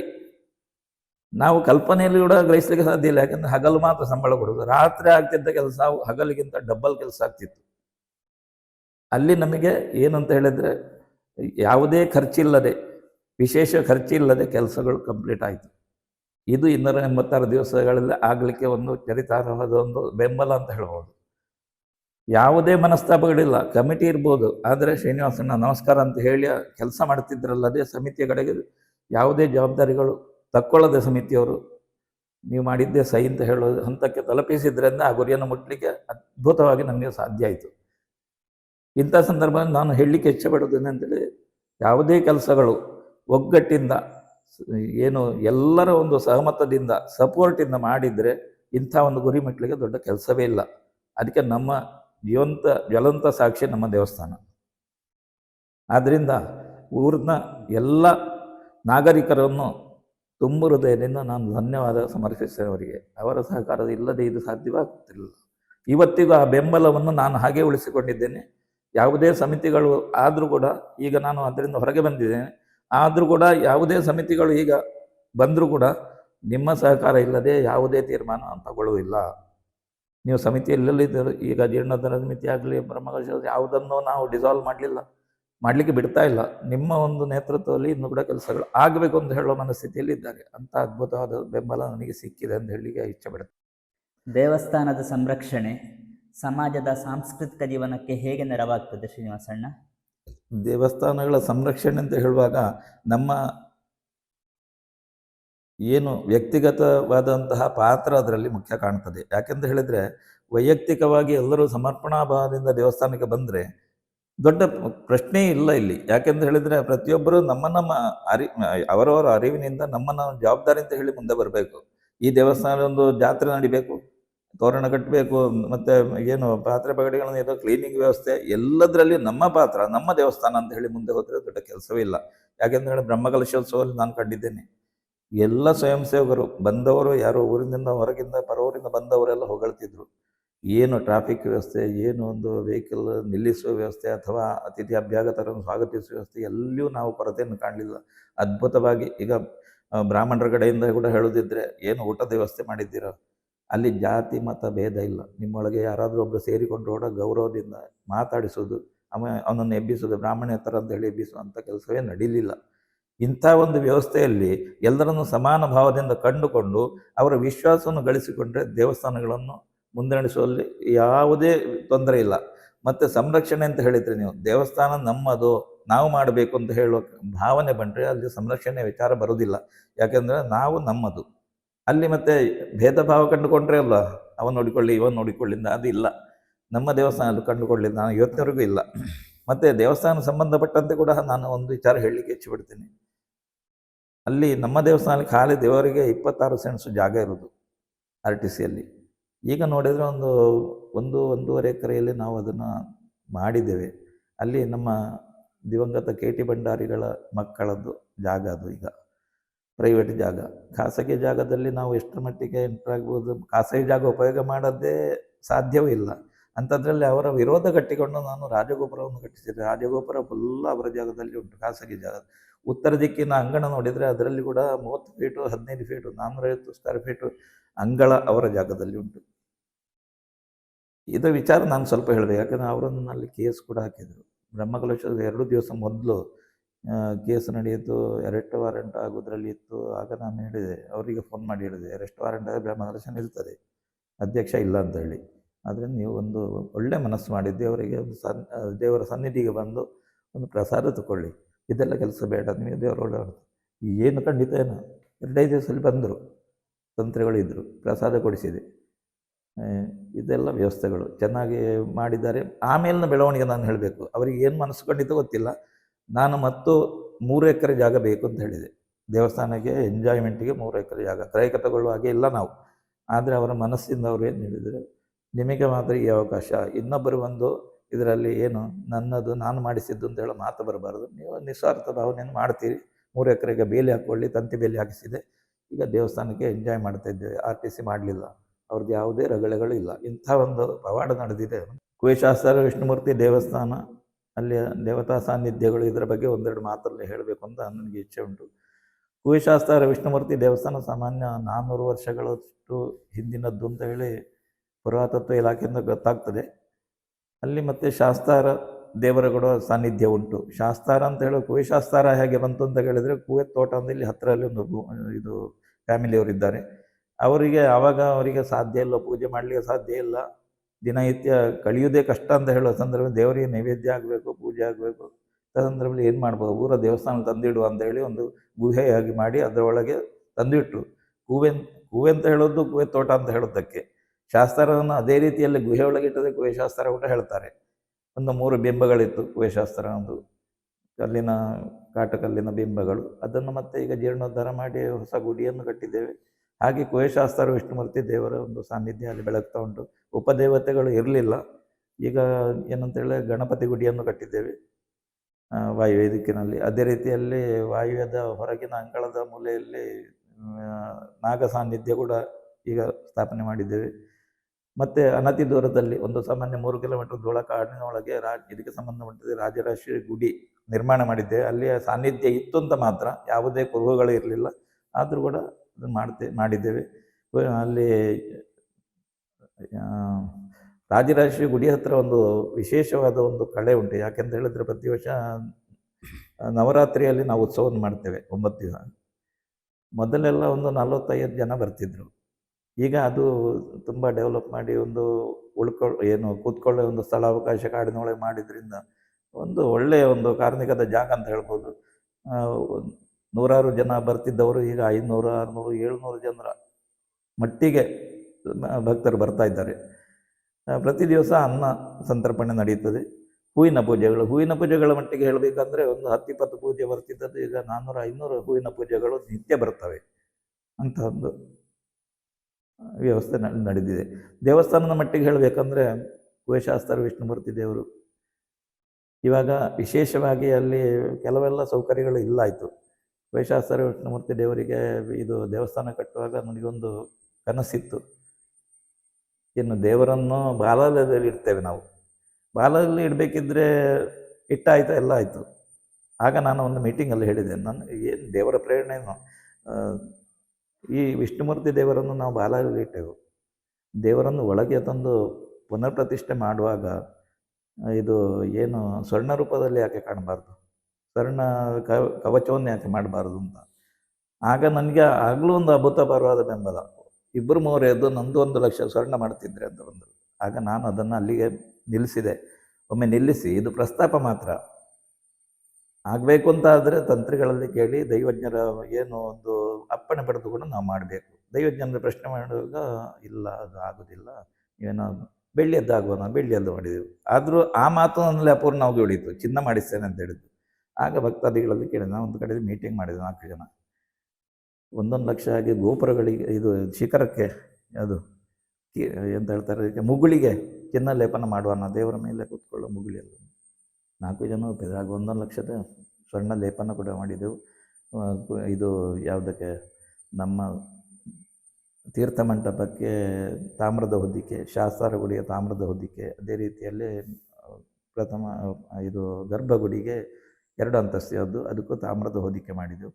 ಇಷ್ಟೆಲ್ಲ ಕೆಲಸ. ತೀರ್ಥಭಾವಿಯು ಹೊಸದಾಗಿ ಮಾಡಿದ, ಅದಕ್ಕೂ ಪ್ರಾಯೋಜಕರಿದ್ದರು. ಇಂಥೆಲ್ಲ ಕೆಲಸಗಳು ಒಂದು ರೀತಿಯಲ್ಲಿ ಒಳ್ಳೆಯದಾಗಿ ನಡೆದಿದೆ. ಬಡಗನ್ನೂರು ಗ್ರಾಮ ಪಂಚಾಯತ್ ಅಧ್ಯಕ್ಷರಾಗಿ ಸೇವೆ ಸಲ್ಲಿಸಿದಂಥ ಸಂದರ್ಭದಲ್ಲಿ ನಿಮಗೆ ನೆನಪಾಗುವ ವಿಶೇಷ ಸಾಧನೆ ಏನು ಶ್ರೀನಿವಾಸಣ್ಣ? 2010ರಲ್ಲಿ ನಾನು ಗ್ರಾಮ ಪಂಚಾಯತ್ ಅಧ್ಯಕ್ಷನಾಗಿ ಆಯ್ಕೆಯಾದೆ. ಅದರ ಪೂರ್ವಭಾವಿಯಾಗಿ ಹೇಳಬೇಕಂದ್ರೆ, ನಾನು ರಾಜಕೀಯಕ್ಕೆ ವಿಶೇಷವಾಗಿ ಒಲವಿತ್ತು. ಆದರೂ ಕೂಡ ನಾನು ಯಾವುದೇ ಸ್ಪರ್ಧೆಗಳಲ್ಲಿ ಅಥವಾ ಗ್ರಾಮ ಪಂಚಾಯತ್ನ ವ್ಯವಸ್ಥೆಯಲ್ಲಿ ನಾನು ಇರಬೇಕು ಅಂತ ಹೇಳುವ ಅಪೇಕ್ಷೆ ಇರಲಿಲ್ಲ ನನಗೆ. ಅದರ ಬಗ್ಗೆ ಒಂದೆರಡು ಮಾತಲ್ಲಿ ಹೇಳಬೇಕು ನನಗೆ. ಯಾಕೆಂತ ಹೇಳಿದ್ರೆ, ಆವಾಗ ನಮ್ಮ ಪುತ್ತೂರಿನ ಶಾಸಕಿಯಾದ ಮಲ್ಲಿಕಾ ಪ್ರಸಾದ್, ಆಮೇಲೆ ಸಂಸತ್ ಸದಸ್ಯರಾದ ಇವರು ನಳಿನ್ ಕುಮಾರ್ ಕಟೀಲ್, ಅವರಿಬ್ಬರು ಇದ್ದರು. ನಮ್ಮ ಪಂಚಾಯತ್ ಕಾಂಗ್ರೆಸ್ ಆಡಳಿತದಲ್ಲಿತ್ತು. ಇಲ್ಲ ಶ್ರೀನಿವಾಸಣ್ಣ, ನೀವು ನಿಂತು ಇದನ್ನು ಬದಲಾವಣೆ ಆಗಬೇಕು, ನಮಗೆ ನೀವು ನಿಲ್ಲಿ ಅಂತ ಹೇಳಿ ಒತ್ತಡ ಬಂತು. ಆಮೇಲೆ ಮಧ್ಯರಾತ್ರಿವರೆಗೆ ಕೂತ್ಕೊಂಡಾಗ ಮತ್ತೆ ನಾನು ಒಪ್ಪಿದೆ. ಅಲ್ಲಿಂದ ಇವರೆಗೆ ಹಿಂದಿರುಗಿ ನೋಡಲಿಲ್ಲ. ನಾನು ಪಂಚಾಯತ್ ನಾನು ಇದು ಏನು ಭಾಜಪದ ಕೈಯಲ್ಲೇ ಉಂಟು ಈಗಲೂ ಪಂಚಾಯತ್. ಅದೊಂದು ಮಹತ್ವದ ಘಟನೆ ಆ ದಿವಸ ನಡೆದದ್ದು. ಏನಂತ ಹೇಳಿದರೆ, ನಾನು ಕೆಲಸ ಮಾಡಬೇಕು, ಇಲ್ಲಿ ಫಂಡ್ ಇಲ್ಲ ತಿಳಿದುಕೊಂಡಂತೆ. ಕಳೆದ ವರ್ಷ 2 ವರ್ಷ ಹಿಂದೆ ಇಲ್ಲಿ ಸುವರ್ಣ ಗ್ರಾಮ ಯೋಜನೆ ಅಂತ ಬಂದಿತ್ತು. ಅದು ಪುನಃ ಬರಬೇಕಾದ್ರೆ ರೊಟೇಷನ್ ಬರಬೇಕು, ಎಲ್ಲ ಪಂಚಾಯತ್ಗಳಿಗೆ ಹೋಗಿ ಆಮೇಲೆ ನಮಗೆ ಬರಬೇಕು. ಆದರೆ ನಾನು ಇಲ್ಲಿ ಓವರ್ಟೇಕ್ ಮಾಡ್ತಾ ಇದ್ದೇನೆ. ನನಗೆ ಅದನ್ನು ಕೊಡ್ತಿದ್ರೆ ಮಾತ್ರ ನಾನು ಪಂಚಾಯತ್ನ ಇಲೆಕ್ಷನ್ಗೆ ನಿಲ್ತೇನೆ. ಅದೊಂದು ಗ್ಯಾರಂಟಿ ಕೊಟ್ಟರೆ ನಾನು ಇದು ಮಾಡುವ. ಮತ್ತು ಇಲ್ಲಿ ಪಂಚಾಯತಲ್ಲಿ ಅಧ್ಯಕ್ಷೀಯ ಸ್ಥಾನ ಇತರರಿಗೆ ಅಂತ ಇತ್ತು. ಅದು ನನಗೆ ಅಡ್ವಾಂಟೇಜ್ ಆಯಿತು. ಆದ್ದರಿಂದ ಒತ್ತಡ ಹಾಕಿದೆ. ಅಖೇರಿಗೆ 11 ಗಂಟೆ ರಾತ್ರಿಗೆ ಒಪ್ಪಿದರು. ನೀವು ಹೇಳಿದ್ದನ್ನು ನಾವು ಈಡೇರಿಸಿಕೊಡ್ತೇವೆ, ಸುವರ್ಣ ಗ್ರಾಮ ಯೋಜನೆಗೆ ಸಾಕಷ್ಟು ಸಹಾಯ ನಿಮಗೆ ಅದನ್ನು ಕೊಡ್ತೇವೆ ಅಂತ ಹೇಳೋ ಮಾತು ಹೇಳಿದಂದರೆ ಒಪ್ಪಿದೆ. ಒಪ್ಪಿದ್ದು ಅಭೂತಪೂರ್ವವಾಗಿ ನಾವು ನಮ್ಮ ಯಾವುದು ಆಗಿನ BJP ಆಡಳಿತಕ್ಕೆ ಬಂತು. 17 ಸೀಟಲ್ಲಿ 13 ಸೀಟೇನೋ ನಮಗೆ ಬಂತು. ಅಲ್ಲಿ ಅಧ್ಯಕ್ಷ ಅದರಲ್ಲಿ ಗೊಂದಲ ಇರಲಿಲ್ಲ. ನನ್ನ ಒಪ್ಪಿದ ಪ್ರಕಾರ ನನ್ನನ್ನೇ ಮಾಡಿದರು. ಆಮೇಲೆ ಏನು ಪಂಚಾಯತನ್ನು ಯಾವಾಗ ಉನ್ನತೀಕರಿಸೋದು, ಯಾವುದೋ ಕೆಲಸಗಳನ್ನು ಮಾಡೋದು ಅಂತ ಹೇಳಿ ಲಿಸ್ಟ್ ಮಾಡಿದೆ. ಸುವರ್ಣ ಗ್ರಾಮ ಇದನ್ನು ಕೊಟ್ಟರು. ಅವರು ಕೊಟ್ಟು 1 ಕೋಟಿಯಷ್ಟು ಅನುದಾನ ಬಂತು. ಅದರಲ್ಲಿ ಹೆಚ್ಚಿನ ಕಡೆಗಳಲ್ಲಿ ಎಲ್ಲಿಲ್ಲ ತೊಂದರೆ ಉಂಟು ಅಲ್ಲೆಲ್ಲ ಕಾಂಕ್ರೀಟೀಕರಣ ಮಾಡಿಸಿದೆ ರಸ್ತೆಗಳನ್ನು, ಮತ್ತು ಅಂಗನವಾಡಿಗಳನ್ನು ಅಪ್ಗ್ರೇಡ್ ಮಾಡಿಸಿದೆ. ಇದು ಸುಳ್ಯಪದು ನಮ್ಮ ಇದಕ್ಕೆ ಬಡಗನ್ನೂರು ಪಂಚಾಯತಿಗೆ 2 ಇದು ಏನು ಅಂತ ಹೇಳಿದ್ರೆ, ಬಡವನ್ನೂರು ಗ್ರಾಮ ಮತ್ತು ಬಡವನ್ನೂರು ಗ್ರಾಮ ಅಂತ. ಬಡವನ್ನೂರು ಗ್ರಾಮದ ಸುಳ್ಯಪದುವಿನಲ್ಲಿ ಸುವರ್ಣ ಗ್ರಾಮ ಯೋಜನೆಯಲ್ಲಿ ಒಂದು ಸಮುದಾಯ ಭವನ ಕಟ್ಟಿಸಿದೆ. ಅಲ್ಲಿ ಕೂಡ ಸುಮಾರು ತೊಡಕುಗಳು ಬಂತು. ಆದರೂ ಬಿಡದೆ ಪಂಚಾಯತ್ ವಿಸ್ತರಣಾಧಿಕಾರಿಯನ್ನು ಅದೇ ರೀತಿಯಲ್ಲಿ AC ಅವರನ್ನೆಲ್ಲ ವಿಶ್ವಾಸಕ್ಕೆ ತಗೊಂಡು 26 ಸೆನ್ಸ್ ಜಾಗವನ್ನು ಮೀಸಲಿಟ್ಟು ಸಮುದಾಯ ಭವನ ಕಟ್ಟಿಸುವಲ್ಲಿ ಯಶಸ್ವಿಯಾದೆ. ಆಮೇಲೆ ನಮ್ಮ ಪಂಚಾಯತ್ಗೆ ಬಂದಾಗ ಅಲ್ಲಿ ಕೂಡ ಹಳೆಯ ಕಟ್ಟಡ, ಪಂಚಾಯತ್ ಕಚೇರಿಯ ಕಟ್ಟಡ, ವಿಸ್ತೃತವಾದ ಇದು ಪಂಚಾಯತ್ ಕಚೇರಿ ಆಗಬೇಕು ಅಂತ ಹೇಳೋ ನಿಟ್ಟಿನಲ್ಲಿ ಅನುದಾನವನ್ನು ತರಿಸಿಕೊಂಡು ಅದನ್ನು ಕೂಡ ಮಾಡಿಸಿ ಆಯಿತು. ಪಕ್ಕದಲ್ಲಿ ಇದು ಏನು ನಮ್ಮ ಸಮುದಾಯವನ್ನು ಆಗಬೇಕಿತ್ತು, ಹಾಲ್ ಇಲ್ಲ, ಮೀಟಿಂಗ್ ಮಾಡಬೇಕಿದ್ರೆ ಹಾಲ್ ಇಲ್ಲ. ಅದಕ್ಕೂ ಕೂಡ ಒಂದು ಸಾಮಾನ್ಯ 1,500 ಸ್ಕ್ವೇರ್ ಫೀಟ್ನ ವಿಸ್ತೃತವಾದಂತಹ ಒಂದು ಸಮುದಾಯವನ್ನು ಮಾಡಿಸಿದೆ. ಕಚೇರಿ ಕಟ್ಟಡದ ಒಟ್ಟಿಗೆ ಉಂಟು, ಅದು ಬೇರೆ ಸಪ್ರೇಟ್ ಕಟ್ಟಡ. ಅಂತೂ ನಮ್ಮ ಈ ಪಂಚಾಯತ್ನ ವ್ಯವಸ್ಥೆಯಲ್ಲಿ ವಿಶೇಷವಾಗಿ ಮತ್ತು ಏನಂತ ಹೇಳಿದ್ರೆ, ಏನು ನಿತ್ಯ ಅದಕ್ಕೆ ಏನು ಹೇಳ್ತಾರೆ, ರೋಜ್ಗಾರ್ ಯೋಜನೆ, ಅದರಲ್ಲಿ ಹೆಚ್ಚಿನ ಗ್ರಾಮಸ್ಥರನ್ನು ತೊಡಗಿಸಿಕೊಂಡು ಅವರಿಗೆ ಒಂದು ಯೋಜನೆಯ ಫಲಾನುಭವಿಗಳಾಗಿ ಪರಿವರ್ತಿಸುವಲ್ಲಿ ಮಹತ್ವದ ಪಾತ್ರವನ್ನು ವಹಿಸ್ತೇನೆ ಅಂತ ಹೇಳಲಿಕ್ಕೆ ಇಚ್ಛೆಪಡ್ತೇನೆ. ಆಮೇಲೆ ಎಲ್ಲರೂ ಅವರವರ ಮನೆಗಳ ಕೆಲಸಗಳನ್ನು ಪಂಚಾಯತ್ನ ಮೂಲಕ ಮಾಡಿಸುವುದನ್ನ ವ್ಯವಸ್ಥೆಯನ್ನು ಕೂಡ ಮಾಡಿದ್ದೆ. ಆ ಸಮಯದಲ್ಲಿ ಎಲ್ಲರ ಪ್ರೀತಿಗೆ ನನ್ನ ಪಾತ್ರ ಅದೇ. ಯಾಕೆಂತ ಹೇಳಿದರೆ, ಒಂದು ಹಿನ್ನೆಲೆ ಇತ್ತು ನನಗೆ. ಚಂದಕೂಡ್ಲ ಫ್ಯಾಮಿಲಿಯಿಂದ ಬಂದದ್ದು ಅಂತ ಹೇಳುವ ಒಂದು ಹಿನ್ನೆಲೆ ಬೇರೆ ಇತ್ತು, ದೇವಸ್ಥಾನ ಸಂಬಂಧಪಟ್ಟವರು. ಅದರ ಪೂರಕವಾಗಿ ಪಂಚಾಯತ್ನಲ್ಲಿ ಕೆಲಸ ಮಾಡುವಾಗ ನಿಷ್ಕಲ್ಮಶವಾಗಿ ಯಾವುದು ಪಾರದರ್ಶಕವಾಗಿ ಕೆಲಸವನ್ನು ಮಾಡಿದ್ದು ನನಗೆ ಉಪಕಾರಕ್ಕೆ ಬಂತು. ಆಮೇಲೆ ಅದಕ್ಕೆ ಬೇಕಾಗಿ ದೇವಸ್ಥಾನದ ಕೆಲಸವನ್ನು ಸಿಕ್ಕಿದ್ದು. ಅದರಲ್ಲಿ ಪೂರ್ಣ ಪ್ರಮಾಣದಲ್ಲಿ ಜನರ ವಿಶ್ವಾಸ ನನಗೆ ಸಿಕ್ಕಿತು. ಸಾರ್ವಜನಿಕ ಜೀವನದಲ್ಲಿ ಜನರ ವಿಶ್ವಾಸ ಗಳಿಸಲಿಕ್ಕೆ ಯಾವೆಲ್ಲ ಗುಣಗಳು ಅಗತ್ಯ ಅಂತ ನೀವು ಯೋಚನೆ ಮಾಡ್ತೀರಿ ಶ್ರೀನಿವಾಸಣ್ಣ? ಸಾರ್ವಜನಿಕ ಜೀವನಕ್ಕೆ ಬರಲಿಕ್ಕೆ ವಿಶ್ವಾಸ ಗಳಿಸಬೇಕು ಅಂತ ಹೇಳಿದರೆ, ಜನರ ಒಂದು ಪ್ರೀತಿಗೆ ನಾವು ಪ್ರೀತಿ ಪಾತ್ರ ಆಗಲೇಬೇಕು. ಸಮಾಜದ ಕಡೆ ವ್ಯಕ್ತಿಯ ಕಡೆಗೂ ನಾವು ಯಾವುದೇ ಒಂದು ಭೇದ ಭಾವ ಇಲ್ಲ ನೋಡುವಂಥ ಪ್ರವೃತ್ತಿ ನಮ್ಮಲ್ಲಿ ಇರಬೇಕು. ನನಗೆ ಅದು ಹುಟ್ಟಿನಲ್ಲೇ ಬಂದಿದೆ ಅಂತ ನಾನು ಹೇಳಲಿಕ್ಕೆ ಇಚ್ಛೆಪಡ್ತೇನೆ. ಯಾಕೆಂದರೆ ಅವತ್ತಿಂದ ಇವತ್ತಿನವರೆಗೆ ನನಗೆ ಇನ್ನೊಬ್ಬರ ಮೇಲೆ ಅಸೂಯೆ ಇಲ್ಲ, ಏನಿಲ್ಲ. ಸಮಾಜದಲ್ಲಿ ಪತಿತರು ಇದ್ದರೂ ಕೂಡ ಅವರನ್ನು ಬೆಂದಟ್ಟಿ ಮಾತಾಡಿಸ್ತೇನೆ. ನಾನು ಯಾವುದೇ ಒಂದು ಸಣ್ಣ ಮಗು ಇರಲಿ ಪ್ರೀತಿಯಿಂದ ಮಾತಾಡಿಸ್ತೇನೆ. ದೊಡ್ಡವನೇ ಇರಲಿ ಕೆಳ ಅಂತಸ್ತಿನವನೇ ಇರಲಿ ಸಮಾನತೆಯನ್ನು ಕಾಣುವಂಥ ಧರ್ಮ ಇರೋದ್ರಿಂದ ನನಗೆ ಜನರೊಟ್ಟಿಗೆ ಬೆರೀಲಿಕ್ಕೆ ಆಯಿತು. ಇವತ್ತು ಕೂಡ ನಾನು ಸಮಾಜದಲ್ಲಿ ಯಾರು ಏನು ಸಮಾಜದಲ್ಲಿ ಆರ್ಥಿಕವಾಗಿ ಹಿಂದುಳಿದವರು ಅವರಿಗೆ ಸಹಾಯ ಮಾಡ್ತೇನೆ. ನಾನು ಈಗಲೂ ಕೂಡ ಅಂಥ ಒಂದು ಗುಣವನ್ನು ಬೆಳೆಸಿಕೊಂಡಿದ್ದೇನೆ. ಯಾರಿಗಾದರೂ ಇದು ಸಮಾಜದಲ್ಲಿ ಮನೆ ರಿಪೇರಿ ಆಗಬೇಕು, ನನಗೆ ಇಂತಿಷ್ಟು ತೊಂದರೆ ಉಂಟು ಅಂತ ಹೇಳಿದ್ರೆ ಕೂಡಲೇ ಧನ ಸಹಾಯ ಮಾಡ್ತೇನೆ. ಆ ಕ್ರಮವನ್ನು ಇಟ್ಕೊಂಡಿದ್ದೇನೆ. ಆದ್ದರಿಂದ ಜನರು ಹೆಚ್ಚಿನವರು ಒಂದು ಪ್ರೀತಿಯಿಂದ ಕಾಣ್ತಾರೆ ಅವನು. ಶ್ರೀನಿವಾಸ, ನೀವು ಪ್ರಗತಿಪರ ಕೃಷಿಕರೂ ಹೌದು. ಕೃಷಿಯಲ್ಲಿ ನಿಮ್ಮ ಅನುಭವಗಳನ್ನು ಮತ್ತು ಹೊಸ ಪ್ರಯೋಗಗಳ ಬಗ್ಗೆ ಸ್ವಲ್ಪ ತಿಳಿಸಿಕೊಡ್ಬೋದಾ? ಖಂಡಿತ.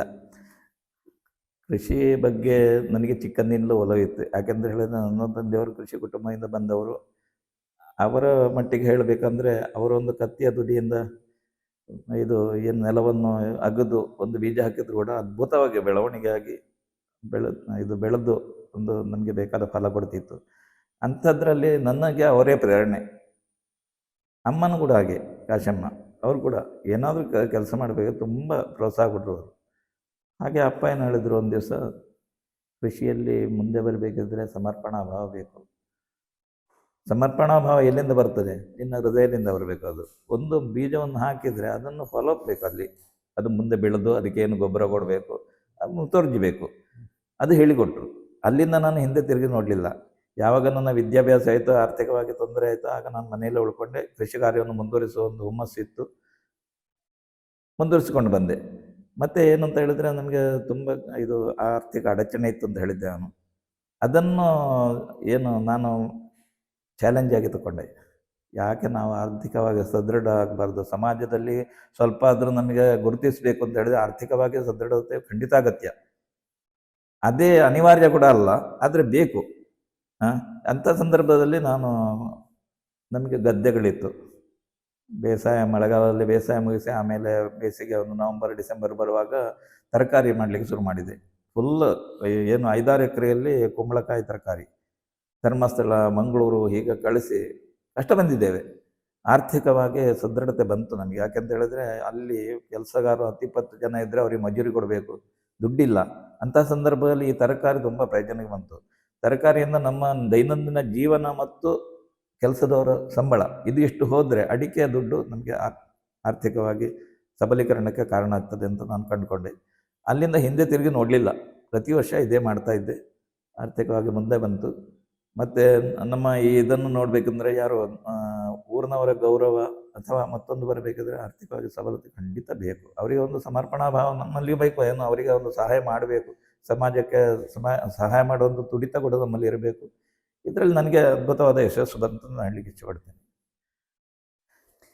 ಕೃಷಿಯಲ್ಲಿ ನಿಮ್ಮ ಹೊಸ ಪ್ರಯೋಗಗಳ ಬಗ್ಗೆ ಯಾವ ರೀತಿಯಾಗಿ ಹೊಸ ಹೊಸ ಪ್ರಯೋಗಗಳನ್ನು ನೀವು ಅಳವಡಿಸಿಕೊಂಡಿದ್ದೀರಿ? ಖಂಡಿತ ಅದನ್ನು ಹೇಳಬೇಕು ಅಂತಲೇ ಇದ್ದೆ ನಾನು. ಈಗ ಏನಂತ ಹೇಳಿದ್ರೆ, ಕೃಷಿಯಲ್ಲಿ ನಾವು ತೊಡಗಿಸ್ಕೊಳ್ಬೇಕಂದ್ರೆ ಪ್ರಥಮವಾಗಿ ನಮಗೆ ಅಡಚಣೆ ಅದು ವಿದ್ಯುತ್ ಶಕ್ತಿಯದ್ದು. ಭೂಮಿ ಇತ್ತು, ರಿಸೋರ್ಸಸ್ ಇತ್ತು, ಅದು ಮಾತ್ರ ಸಾಲದು. ಅದಕ್ಕೆ ಪೂರಕವಾಗಿ ವಿದ್ಯುತ್ ಶಕ್ತಿ ಇಲ್ಲದಿದ್ದರೆ ನಮಗೆ ಏನು ನೀರಿದ್ದು ಏನು ಗುಣ ಇಲ್ಲ. ಅಂಥ ಸಂದರ್ಭದಲ್ಲಿ ನಾನು ಅದನ್ನು ಕೂಡ ಒಂದು ನನ್ನ ಒಂದು ಸತ್ವ ಪರೀಕ್ಷೆಯಿಂದ ತಿಳ್ಕೊಂಡು ಕೂಡಲೇ ಶಕ್ತಿ ಸೋಲಾರ್ನವ್ರನ್ನ ಸಂಪರ್ಕ ಮಾಡಿ 7.5 HP ಪಂಪ್ ಸೆಟ್ಟನ್ನು, ಯಾವುದು ಸೋಲಾರ್ ಪಂಪನ್ನು ತಗೊಂಡೆ. ಸೋಲಾರ್ ಪಂಪು ತಗೊಂಡ್ರೆ ಸಾಲದು, ವಿದ್ಯುತ್ ಶಕ್ತಿಗೆ ಬೇಕಾಗಿ ನಾವು ಒಟ್ಟಾಡ್ತಾ ಇರುವಾಗ ಆ ಸೋಲಾರ್ ಪಂಪಿನ ನೀರನ್ನು ಅದು ಹಗಲು ಮಾತ್ರ ಸಿಗೋದು, ನಮಗೆ ಸಾಕಾಗೋದಿಲ್ಲ. ಅದಕ್ಕೆ ಬೇಕಾಗಿ ಗುಡ್ಡ ತುದಿಯಲ್ಲಿ ಫೆರೋ ಸಿಮೆಂಟ್ ಹೇಳಿದ್ರೆ ಒಂದು ಸಿಮೆಂಟ್ 400 ಚೀಲ ಸಿಮೆಂಟ್ ಖರ್ಚಾಗಿದೆ. ಒಂದು 16 ಲಕ್ಷ ಲೀಟ್ರಿನ ಶಾಶ್ವತವಾದ ಒಂದು ಕೃಷಿ ಹೊಂಡವನ್ನು ಮಾಡಿಸಿದೆ. ಅದಕ್ಕೆ ಹೊರಗಿಂದ ನೀರಿಲ್ಲ, ಖಾಲಿ ಸೋಲಾರ್ ಪಂಪಿಂದ ಹೋಗಿ ಡಂಪ್ ಮಾಡೋದು ಮಾತ್ರ. ಹೊರಗೆ ಮಳೆ ನೀರೆಲ್ಲ ಬರಲಿಕ್ಕಿಲ್ಲ, ಯಾಕೆ ಕೆಸರೆಲ್ಲ ಬರ್ತದೆ ಅಂತೇಳಿ. ಸಾಮಾನ್ಯ 10-12 ವರ್ಷ ಆಯಿತು, ಯಾವುದೇ ತೊಂದರೆ ಇಲ್ಲ. ಪೂರ್ತಿಯಾಗಿ ಒಂದು ಸೋಲಾರ್ ಅಥವಾ ಕರೆಂಟು. ಈಗ ಸೋಲಾರ್ ಪಂಪನ್ನು ತುಂಬ ಕಡಿಮೆ ಯೂಸ್ ಮಾಡ್ತೇನೆ, ಯಾಕೆಂದರೆ ಕರೆಂಟು ಸರಿಯಾಗಿ ಬರ್ತಾ ಇದೆ. ನಮಗೆ ಬೇಕಾದಲ್ಲಿಗೆಲ್ಲ ಟ್ರಾನ್ಸ್ಫಾರ್ಮರ್ ಎಲೆಕ್ಟ್ರಿಸಿಟಿ ವಿಭಾಗದಿಂದ ಹಾಕಿ ಕೊಟ್ಟಿದ್ದಾರೆ. ಎಲೆಕ್ಟ್ರಿಸಿಟಿ ಏನು ಈಗ ಏನಂತ ಹೇಳಿದರೆ, ಕೃಷಿಗೆ ಬೇಕಾದ ಕರೆಂಟು ಇದೆ ಸರಿ, ಆದರೆ ಟೈಮಿಂಗ್ಸ್ ನಮಗೆ ಸೆಟ್ ಆಗಲಿಲ್ಲ. ಆದ್ದರಿಂದ ಈ ಕರೆಂಟನ್ನು ಸಾಮಾನ್ಯ ಇದು ಆಟೋಮೈಸ್ ಮಾಡಿ 7-8 ಗಂಟೆ ಅಥವಾ 10 ಗಂಟೆ ಅದನ್ನು ಟೈಮರ್ ಸೆಟ್ ಮಾಡಿ ಸೀದಾ ಡಂಪ್ ಮಾಡೋದು ಯಾವ ಕೆರೆಗೆ. ಆಮೇಲೆ ನನ್ನ ಟೈಮಿಗೆ ನಾನು ಬಿಟ್ಟುಕೊಳ್ಳೋದು. ಪೂರ್ತಿ 100ಕ್ಕೆ 100 ನಮ್ಮ ತೋಟ ಡ್ರಿಪ್ ಅಳವಡಿಸಿ ಮಾಡಿದ್ದೇವೆ. ಯಾಕೆಂತ ಹೇಳಿದ್ರೆ ಕೆಲಸಗಾರರ ಒಂದು ಏನು ಅವರ ಒಂದು ಅವರಿಂದಲೇ ಆಗಬೇಕು ಅಂತ ಹೇಳುವ ಇದನ್ನು ಕಡಿಮೆ ಮಾಡುವಂತ ಹೇಳುವಂಥ ಚಂದ. ಈಗ ಏನಂತ ಹೇಳಿದ್ರೆ ನಮ್ಮಲ್ಲಿ ಒಂದು 10-20 ಜನ ಕೆಲಸಗಾರರಿದ್ದಾರೆ. ಅವರಿಗೆ ಕೆಲಸವನ್ನು ಬೇರೆ ರೀತಿಯಲ್ಲಿ ಏನು ನಮ್ಮ ಇದಕ್ಕೆ ಆದಾಯಕ್ಕೆ ಪೂರಕವಾಗಿ ಏನು ಆದಾಯ ಬರುತ್ತೋ ಅದನ್ನೇ ಮಾಡುವ ಹಾಗೆ ತೊಡಗಿಸಿಕೊಂಡಿದ್ದೇನೆ. ಅವರಿಗೂ ಹಾಗೆ ಏನು ದೊಡ್ಡ ಮಟ್ಟಿನ ಹಗುರವಾದ ಕೆಲಸಗಳೀಗ ತೋಟದಲ್ಲಿ ಈಗ ಹಾರೆ ಹಿಡಿದು ಕೆಲಸ ಮಾಡೋದೇನು ಫುಲ್ ಡ್ರಿಪ್ ಹಾಕಿದ್ದೇವೆ. ಯಾರೋ ಮಣ್ಣಿನ ಸವಕಳಿ ಇಲ್ಲ. ಇಂಥ ಸಂದರ್ಭದಲ್ಲಿ ಅವರು ಕೂಡ ಒಳ್ಳೆ ಸ್ಥಿತಿಯಲ್ಲಿ ಇದ್ದಾರೆ. ಈಗ 10-20 ಜನ ಕೆಲಸಗಾರರು ಅಂತ ಹೇಳಿದೆ, ಅವರನ್ನು ಕೂಡ ಒಳ್ಳೆಯದಾಗಿ ಇಟ್ಕೊಂಡಿದ್ದೇನೆ. ಯಾಕೆಂತ ಹೇಳಿದ್ರೆ ನಾನು ಕೃಷಿ ಕಾರ್ಯಕ್ಕೆ ತೊಡಗುವಾಗ ಗೌರ್ಮೆಂಟ್ನ ಒಂದು ಇದು ಕೂಡ ಏನು ರೂಲ್ಸ್ ಆ್ಯಂಡ್ ರೆಗ್ಯುಲೇಷನ್ ನನಗೆ ಫೇವರ್ ಆಗಿರೋಂಥದ್ದು. ಹೆಚ್ಚುವರಿ ಭೂಮಿಯನ್ನು ಇದು ಭೂಮಿ ಇಲ್ಲದವರಿಗೆ ಹಂಚುತ್ತೇವೆ ಅಂತ ಹೇಳಿದರು. ಆಗ ನಮ್ಮ ಕೆಲಸವರೇ ನಮ್ಮ ಸರೌಂಡಿಂಗ್ಸ್ ಎಷ್ಟು ಜಾಗ ಉಂಟು 2 ಎಕರೆ ಒಂದು 6 ಫ್ಯಾಮಿಲಿಯವರಿಗೆ ಅಳತೆ ಮಾಡಿಸಿ ಅವರಿಗೆ ಡಿನೋಟ್ಸ್ ಮಾಡಿಸ್ಕೊಟ್ಟೆ. ಆಮೇಲೆ ನನ್ನ ಖರ್ಚಿನಲ್ಲೇ ಅವರಿಗೆ ಇದು ಮನೆಗಳನ್ನು ಕಟ್ಟಿಸಿಕೊಟ್ಟೆ. ಎಲ್ಲಿ ನಮ್ಮಲ್ಲಿ ಬೋರ್ವೆಲ್ ತೆಗೆಯುತ್ತೋ ಆ ದಿವಸದಿಂದ ಅವರ ಪ್ರತಿ ಮನೆಗೂ ಒಂದೊಂದು ಪೈಪ್ಲೈನ್ ಹಾಕಿ ನಿರಂತರವಾಗಿ ನೀರು ಸಿಗುವ ಹಾಗೆ ವ್ಯವಸ್ಥೆಯನ್ನು ಇದು ಮಾಡಿಸಿದೆ. ಆಮೇಲೆ ನಾನು ಯಾವಾಗ ಪಂಚಾಯತಿಗೆ ಬಂದೆನೋ ಆವಾಗ 10-15 ವರ್ಷ ಹೋಗಿತ್ತು. ಮನೆಗಳು ಸ್ವಲ್ಪ ಇದು ಗುಣಮಟ್ಟದಲ್ಲಿ ಕಡಿಮೆ ಆಯಿತು. ಪಂಚಾಯತಿಂದ ಪುನಃ ಅವರಿಗೆ ಇದು ಅನುದಾನ ಕೊಡಿಸಿ ಪ್ರತಿ ಮನೆಯನ್ನು ನಾನೇ ಕಟ್ಟಿಸಿಕೊಟ್ಟೆ ಹೊಸದಾಗಿ. ಆಮೇಲೆ ಪಂಚಾಯತಿಂದ ಬೋರ್ವೆಲ್ ಕೊರೆಸಿ ಆ 7 ಫ್ಯಾಮಿಲಿಗಳಿಗೆ ನಿರಂತರವಾದ ವಿದ್ಯುತ್ತು. ಆದರೆ ಅವರಿಗೆ ಒಂದು ಕಿವಿ ಮಾತು ಕೂಡ ಹೇಳಿದೆ, ಯಾವುದೇ ವಾಟರ್ ಮ್ಯಾನ್ ನೀವಾಗಿ ಬಿಡಿ ಇದು ನೀರು, ಪಂಚಾಯತಿಂದ ಯಾವುದೇ ಒಂದು ಸಂಬಳವನ್ನು ತಗೊಳ್ಬೇಡಿ, ಅಷ್ಟೊಂದು ಪಂಚಾಯತಿಗೆ ಉಪಕಾರ ಮಾಡಿದ್ದು. ಹಾಗೆ ಅವರು ಯಾವುದೇ ಭಾವನೆ ಇಲ್ಲದೆ ಇದು ಮಾಡ್ತಾರೆ. ಒಂದು ವೇಳೆ ಅದು ಪಂಚಾಯತಿಂದು ನೀರು ಫೈಲ್ ಆದರೆ ನನ್ನಲ್ಲಿಂದ ಬೋರ್ವೆಲ್ಲಿಂದ ಬಿಡುವ ವ್ಯವಸ್ಥೆ ಕೂಡ ನಿರಂತರವಾಗಿ ಉಂಟು. ಅವರಿಗೆ 24 ಗಂಟೆ ನೀರು ಸಿಗುವುದಿದೆ. ಅದು ಚಂದ ಕೂಡಲ ಕೆಲಸವರಿಗೆ ಮಾತ್ರ ಅಂತ ಹೇಳಲಿಕ್ಕೆ ಇಚ್ಛೆ ಪಡ್ತೇನೆ. ಹಾಗೆ ಇಂದಿನ ಯುವಕರು ಕೃಷಿಯಲ್ಲಿ ಆಸಕ್ತಿ ಬೆಳೆಸಿಕೊಳ್ಬೇಕು ಅಂತ ಹೇಳಿದರೆ ಏನು ಮಾಡಬೇಕು? ಕೃಷಿಕರು ಕೃಷಿಯಲ್ಲಿ ಆಸಕ್ತಿ ಹುಟ್ಟಬೇಕಂದ್ರೆ ಒಂದು ಅವರ ಏನು ನಾವು ಮಾಡಿ ತೋರಿಸ್ಬೇಕು. ನಾವು ಹೇಗೆ ಕೃಷಿ ಮಾಡಿದ್ದೇವೆ ಅದನ್ನು ಪ್ರಾಯೋಗಿಕವಾಗಿ ಅವರಿಗೆ ಇಲ್ಲಿ ಬರಲಿಕ್ಕೆ ಹೇಳಿ. ನಾನು ಎಷ್ಟೋ ಶಾಲೆಗಳ ಮಕ್ಕಳನ್ನು ಇಲ್ಲಿ ಆಹ್ವಾನ ಮಾಡ್ತೇನೆ. ಕಳೆದ ವರ್ಷ ಅಲ್ಲ, ಮೊದಲಿನ ವರ್ಷ ಸಾಮಾನ್ಯ 250 ಜನ ಇದು ಪ್ರಥಮ ದರ್ಜೆ ಕಾಲೇಜು ಬೆಟ್ಟಂಪಾಡಿ ಅಲ್ಲಿಂದ ಕೃಷಿ ಕ್ಷೇತ್ರಕ್ಕೆ ಅಂತ ಹೇಳಿ ನಮ್ಮಲ್ಲಿಗೆ ಬಂದಿದ್ರೆ ಆಯಿತು. ಅವರಿಗೆ ಊಟ ತಿಂಡಿ ವ್ಯವಸ್ಥೆ ಎಲ್ಲ ಮಾಡಿದ್ದೇನೆ. ಒಳ್ಳೆ ರೀತಿಯಲ್ಲಿ ಎಲ್ಲ ಮೂಲೆಗಳಿಗೆ ಸಂಚಾರ ಮಾಡಿ ಏನೇನು ಕೃಷಿಯ ಒಳ ಸುರುಳಿಗಳು ಅಂತ ಅದನ್ನು ಕೂಡ ತಿಳಿಸಿಕೊಟ್ಟಿದ್ದೇನೆ. ಪ್ರತಿ ವರ್ಷ ಈ ವರ್ಷ ಸಜ್ಜಂಕಾಡಿ ಶಾಲೆಯಿಂದ ಬಂದಿದ್ದಾರೆ. ಕಳೆದ ವರ್ಷ ಇಲ್ಲಿ ಕೊಯ್ಲ ಶಾಲೆಯಿಂದ ಬಂದರು 100-200 ಜನ ಮಕ್ಕಳು. ಎಲ್ಲರಿಗೂ ಈ ಕೃಷಿಯ ಬಗ್ಗೆ ಅನುಭವಗಳನ್ನು ಹಂಚಿಕೊಳ್ಳಲಿಕ್ಕೆ ನನ್ನ ಮನಸ್ಸು ಯಾವಾಗಲೂ ಹೇಳ್ತಾ ಉಂಟು. ಅವರಿಗೆ ಅದು ಹೇಳಿಕೊಡುವಾಗ ಅವರು ಕೂಡ ಒಂದು ಕಿವಿಗೊಟ್ಟು ಕೇಳ್ತಾರೆ. ಅದನ್ನು ಅಳವಡಿಸುವ ಒಂದು ಇದು ಮಾಡ್ತೇವೆ ಅಂತ ಹೇಳ್ತಾರೆ. ಮತ್ತೊಂದು ವಿಚಾರ, ನಮ್ಮ ಕೆಲಸವರಿಗೂ ಕೂಡ ಯಾಕೆ ಇಲ್ಲಿ ಚಂದಗುಡ್ಲಲ್ಲಿ 20 ಜನ ಇದ್ದಾರೆ ಅಂತ ಹೇಳ್ತಾರೆ, ಅದಕ್ಕೆ ಮೂಲಭೂತ ಕಾರಣ ಅಂತ ಒಂದು ಹೇಳ್ತಾರೆ. ನಾನು ಯಾವಾಗ ಕೃಷಿ ಕ್ಷೇತ್ರಕ್ಕೆ ಧುಮುಕಿದ ಆಗ ನಾನು ಒಂದು ಯೋಚನೆ ಮಾಡಿದ್ದೆ, ಈ ಕೆಲಸವರೆಲ್ಲ ಸಾಲದಲ್ಲಿ ಇದ್ದಾರೆ ಅಂತ. ಎಲ್ಲ ಕರೆದೆ, ಏನು ನಿಮ್ಮ ಸಮಸ್ಯೆ ಅಂತ, ಯಾರಿಗೆಲ್ಲ ಸಾಲ ಉಂಟು ಅಂಗಡಿಗಳಲ್ಲಿ ಹೇಳಿ ಅಂತ. ಎಲ್ಲರಿಗೂ ಇತ್ತು. ಈಗಳಿ ಹೋಗಿ ಕಟ್ಟಿ, ಚಂದಗುಡಿನವರಿಂದ ಸಾಲದಲ್ಲಿ ಇರಬಾರ್ದು. ಇವತ್ತಿನವರೆಗೆ ಇಲ್ಲ. ಎಲ್ಲರಿಗೂ ಒಂದು ಆರ್ಥಿಕವಾಗಿ ಸಬಲೀಕರಣವನ್ನು ಕೊಟ್ಟಿದ್ದೇನೆ. ಯಾರಿಗಾದ್ರೂ ಮನೆಯಲ್ಲಿ ತೊಂದರೆ ಇಲ್ಲ, ಮದುವೆ ಉಂಟ, ಮುಂಜಿ ಉಂಟ, ಇದು ಅಲ್ಲ ವ್ಯವಸ್ಥೆ ಅಥವಾ ಬೊಜ್ಜ ಉಂಟ, ಎಲ್ಲರಿಗೂ ಆರ್ಥಿಕವಾಗಿ ಸಹಕಾರ ಕೊಡ್ತೇನೆ. ಪುನಃ ಅದು ರಿಫಂಡ್ ಮಾಡಬೇಕು ಅಂತ ಇಲ್ಲ, ಅಂಥ ವ್ಯವಸ್ಥೆ ಮಾಡಿಕೊಟ್ಟಿದ್ದೇನೆ. ಆದ್ದರಿಂದ ಚಂದಗುಡ್ಲಿ ಇವತ್ತು ಕೂಡ 10-20 ಜನ ಕೆಲಸಗಾರರು ವರ್ಷದಿಂದ ವರ್ಷ ಜಾಸ್ತಿ ಆಗ್ತಾ ಕಡಿಮೆ ಆಗ್ತಾ ಇಲ್ಲ. ಒಂದು ಅವರಿಗೆ ನಮಗೆ ಏನು ಆರ್ಥಿಕವಾಗಿ ಹೆಲ್ಪ್ ಮಾಡ್ತಾರೆ, ನಮ್ಮನ್ನು ನೋಡಿಕೊಳ್ತಾರೆ, ಕಷ್ಟ ಕಾಲದಲ್ಲಿ ಇದ್ದಾರೆ ಅಂತ ಹೇಳುವ ಭಾವನೆ ಅವರಲ್ಲಿ ಉಂಟು. ಕೃಷಿಯ ಬಗ್ಗೆ ಹೇಳಬೇಕು ಅಂತ ಹೇಳಿದರೆ, ನಮ್ಮ ಈ ಚಂದಗುಡ್ಲಿಯಲ್ಲಿ ಸುಮಾರು ವರ್ಷಗಳಿಂದ ಈಚೆಗೆ ಹಲವಾರು ಏನು ಹಣ್ಣು ಹಂಪಲುಗಳ ತೋಟವನ್ನು ಮಾಡಿದ್ದೇನೆ. ಹಣ್ಣು ಹಂಪಲುಗಳ ಸಸಿಗಳನ್ನು ಬೆಳೆಸಿದ್ದೇನೆ. ಮ್ಯಾಂಗೋಸ್ಟಿನ್, ರಂಬೂಟ ಮತ್ತು 35 ವೆರೈಟಿಯ ಹಲಸು. ಮತ್ತು ಇನ್ನು ಮುಂದಕ್ಕೆ ಹೋಗಬೇಕು ಹೇಳಬೇಕು ಅಂದರೆ 10 ಎಕರೆಯಷ್ಟು ವಿಶಾಲ ಜಾಗದಲ್ಲಿ ಪ್ರೈವೇಟ್ ಅರಣ್ಯವನ್ನು, ಖಾಸಗಿ ಅರಣ್ಯವನ್ನು ಡೆವಲಪ್ ಮಾಡಿದ್ದೇನೆ ಕೃಷಿಗೆ ಪೂರಕವಾಗಿ. ಯಾಕೆಂತ ಹೇಳಿದ್ರೆ ಕಾಡಿನಲ್ಲಿ ನೀರು ಇಂಗುತ್ತದೆ, ಎಲ್ಲ ಆಗ್ತದೆ. ನಮ್ಮ ಕೃಷಿಗೆ ಭೂಮಿಗೆ ನೀರಿನ ಒಂದು ಸಪೋರ್ಟ್ ಕೂಡ ಆಗ್ತದೆ ಅಂತ ಹೇಳುವ ನಿಟ್ಟಿನಲ್ಲಿ ಮತ್ತು ಕಾಡನ್ನು ಉಳಿಸಿ ಬೆಳೆಸಬೇಕಂತ ಒಂದು ನನಗೆ ಮನಸ್ಸಿತ್ತು. ಅದಕ್ಕೆ ವಿಶಾಲವಾದ ಒಂದು 10 ಎಕರೆ ಅರಣ್ಯ ಇದು ಪ್ರದೇಶವನ್ನು ಆಯ್ದುಕೊಂಡು ತುಂಬ ಮರಗಳು ಖಾಲಿ ಖಾಲಿ ಇತ್ತು. ಅಲ್ಲಿ JCBಯಿಂದ ಕೊಂಡೋಗಿ 2-3 ರೋಡ್ಗಳನ್ನು, ವಾಹನ ಸಂಚರಿಸುವ ರೋಡ್ಗಳನ್ನು ಮಾಡಿ ಪ್ರತಿ 10 ಫೀಟಿಗೆ ಒಂದರ ಹಾಗೆ JCBಯಿಂದ ಗುಂಡಿ ತೆಗೆಸಿ ಅರಣ್ಯ ಇಲಾಖೆಯಿಂದ ರೇಟ್ ಕೊಟ್ಟೆ.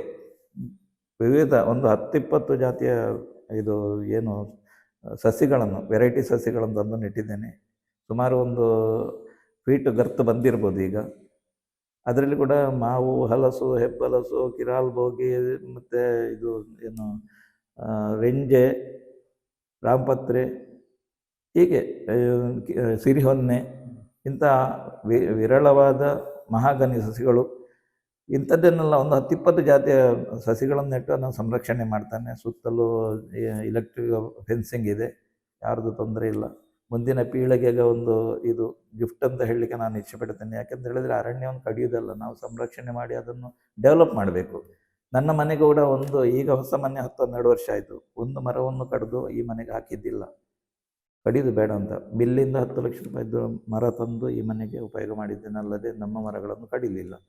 ಇಂಥ ಒಂದು ವ್ಯವಸ್ಥೆಯಲ್ಲಿ ಎಲ್ಲರೂ ಇದನ್ನು ಗಮನ ಇಟ್ಟು ಕೇಳಿ ಇದನ್ನು ಒಂದು ಪ್ರೈವೇಟ್ ಫಾರೆಸ್ಟ್, ಖಾಸಗಿ ಅರಣ್ಯವನ್ನು ಡೆವಲಪ್ ಮಾಡಬೇಕು. ಇರುವ ಜಾಗದಲ್ಲಿ ಒಂದು 10 ಸಸಿಗಳನ್ನು ನೆಟ್ಟರೆ ಮುಂದಿನ ಪೀಳಿಗೆಗೆ ಉಪಕಾರ ಆಗ್ತದೆ. ಸ್ವಚ್ಛ ಗಾಳಿ, ಬೆಳಕು, ನೀರು ಎಲ್ಲ ಸಿಗ್ತದೆ ಅಂತ ಹೇಳಿ ಇಚ್ಛೆ ಪಡ್ತೇನೆ. ಈ ಯಶಸ್ಸು ಅಂತ ಹೇಳೋ ಉತ್ತರ ಸಿಗಬೇಕಿದ್ರೆ ನಾನು ಮೊದಲಾಗಿ ನನ್ನ ಧರ್ಮಪತ್ನಿಯನ್ನೇ ಹೇಳಬೇಕು. ಯಾಕೆಂತ ಹೇಳಿದರೆ ಮದುವೆ ಆದ ಹೊಸದರಲ್ಲಿಯೇ ನನಗೆ ಪ್ರೇರಣಾ ಶಕ್ತಿ ಅವಳೇ. ಯಾವುದೇ ಕೆಲಸ ಮಾಡಬೇಕಿದ್ರೂ ಒಂದು ಯಶಸ್ವಿ ಪುರುಷ ಹಿಂದೆ ಒಂದು ಹೆಂಗಸ ಇರ್ತಾರೆ ಅಂತ ಹೇಳೋ ಉಕ್ತಿ ಉಂಟು. ಅದಕ್ಕೆ ಇದು ಏನು ಅಂತ ಹೇಳಿದ್ರೆ ಒಂದು ವಿಶೇಷವಾಗಿ ಒಂದು ಉದಾಹರಣೆ ಅಂತ ಹೇಳ್ಬೋದು ನನ್ನ ಹೆಂಡತಿ. ಯಾಕೆಂತ ಹೇಳಿದರೆ ನಾನು ಪಂಚಾಯತಿಗೆ ಸೇರುವಾಗಲೂ ನನ್ನ ಟೈಮಿಂಗ್ಸ್ ಇಲ್ಲ, ಮನೆಗೆ ಮರಳೋದು ಯಾವಾಗ, ಕೆಲಸ ಮಾಡೋದು ಯಾವಾಗ ಅಂತ. ದೇವಸ್ಥಾನಕ್ಕೆ ಅಂತೂ ನಾನು ಒಂದೆರಡು ವರ್ಷ ಮನೆ ಸೇರಿದ್ದೇ ಕಡಿಮೆ. ಊಟ ಆಗ್ತದೆ ಇಲ್ಲ, ಊಟ ಮಾಡಿದ್ದೇ ಕಡಿಮೆ ಅಂತ ಹೇಳೋದು. ಮಧ್ಯಾಹ್ನ ಎಲ್ಲ ಊಟಕ್ಕೆ ಸಿಗ್ತಿರ್ಲಿಲ್ಲ, ಅಷ್ಟು ಒತ್ತಡ. ಇಂಥ ಸಂದರ್ಭದಲ್ಲಿ ಏನು ಎತ್ತ ಅಂತ ಹೇಳಿದ್ದು ವಿಚಾರಿಸಿದ್ದು ನನ್ನ ಹೆಂಡತಿ. ಇವತ್ತು ಕೂಡ ಈಗ ಕನ್ನಡ ಭವನಕ್ಕೆ ಹೋಗ್ತೇನೆ ನಾನು, ಉತ್ತೇಜನ ಉಳಿದೆ, ಹೋಗಿ ಮಾಡಿ, ಸಂಜೆ ಎಷ್ಟೊಂದು ತೊಂದರೆ ಇಲ್ಲ, ಪೂಜೆ ನಿಮ್ಮ ಮನೆಯಲ್ಲಿ ಮಾಡ್ತಾರೆ ಮಕ್ಕಳು, ಹೋಗಿ ಅದೊಂದು ಒಳ್ಳೆಯ ಗುರಿಯನ್ನು ತಲುಪಿ ಅಂತ ಹೇಳೋ ಒಂದು ಸಂದೇಶವನ್ನು ಕೊಡ್ತಾಳೆ. ಅದು ಇಲ್ಲ ಇದ್ರೆ ನಮಗೆ ಕೆಲಸ ಮಾಡಿ ಸಾಧ್ಯವಿಲ್ಲ. ಮನೆಯಲ್ಲಿ ಏನು ಪ್ರೇರಣೆ ಉಂಟು ಆದರೆ ಮಾತ್ರ ಮುಂದೆ.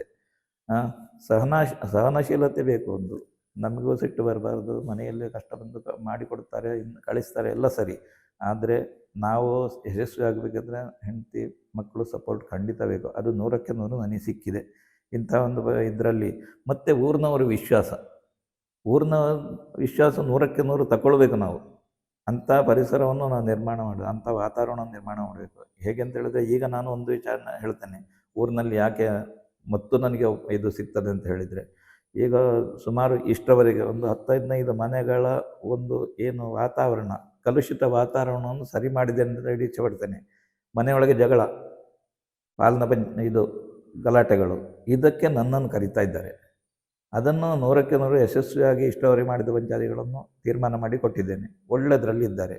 ಪಂಚಾಯತಿಗೆ ಸಂಬಂಧಪಟ್ಟಂತೆ ಒಂದು ಫೈಲು ಪಂಚಾಯತಲ್ಲಿ ಇತ್ತು. 25 ವರ್ಷಗಳಿಂದ ಒಂದು ಹೆಣ್ಣು ಮಗು ಹುಟ್ಟಿದ್ದು 25ನೇ ವರ್ಷಕ್ಕೆ ಮುಟ್ಟಿತ್ತು ಮದುವೆ ಆಗಲಿಕ್ಕೆ. ಅವಳ ಮನೆಯವರು ಹೇಳೋದು, ಈ ಮಗು ಹುಟ್ಟಿದ ದಿವಸದಿಂದ ಈ ಪಂಚಾಯತಿಗೆ ಗಲಾಟೆ ಉಂಟು, ಇದನ್ನು ನೀವು ಮುಗಿಸಿಕೊಡ್ಬೇಕು ಅಂತ ಹೇಳಿದರು.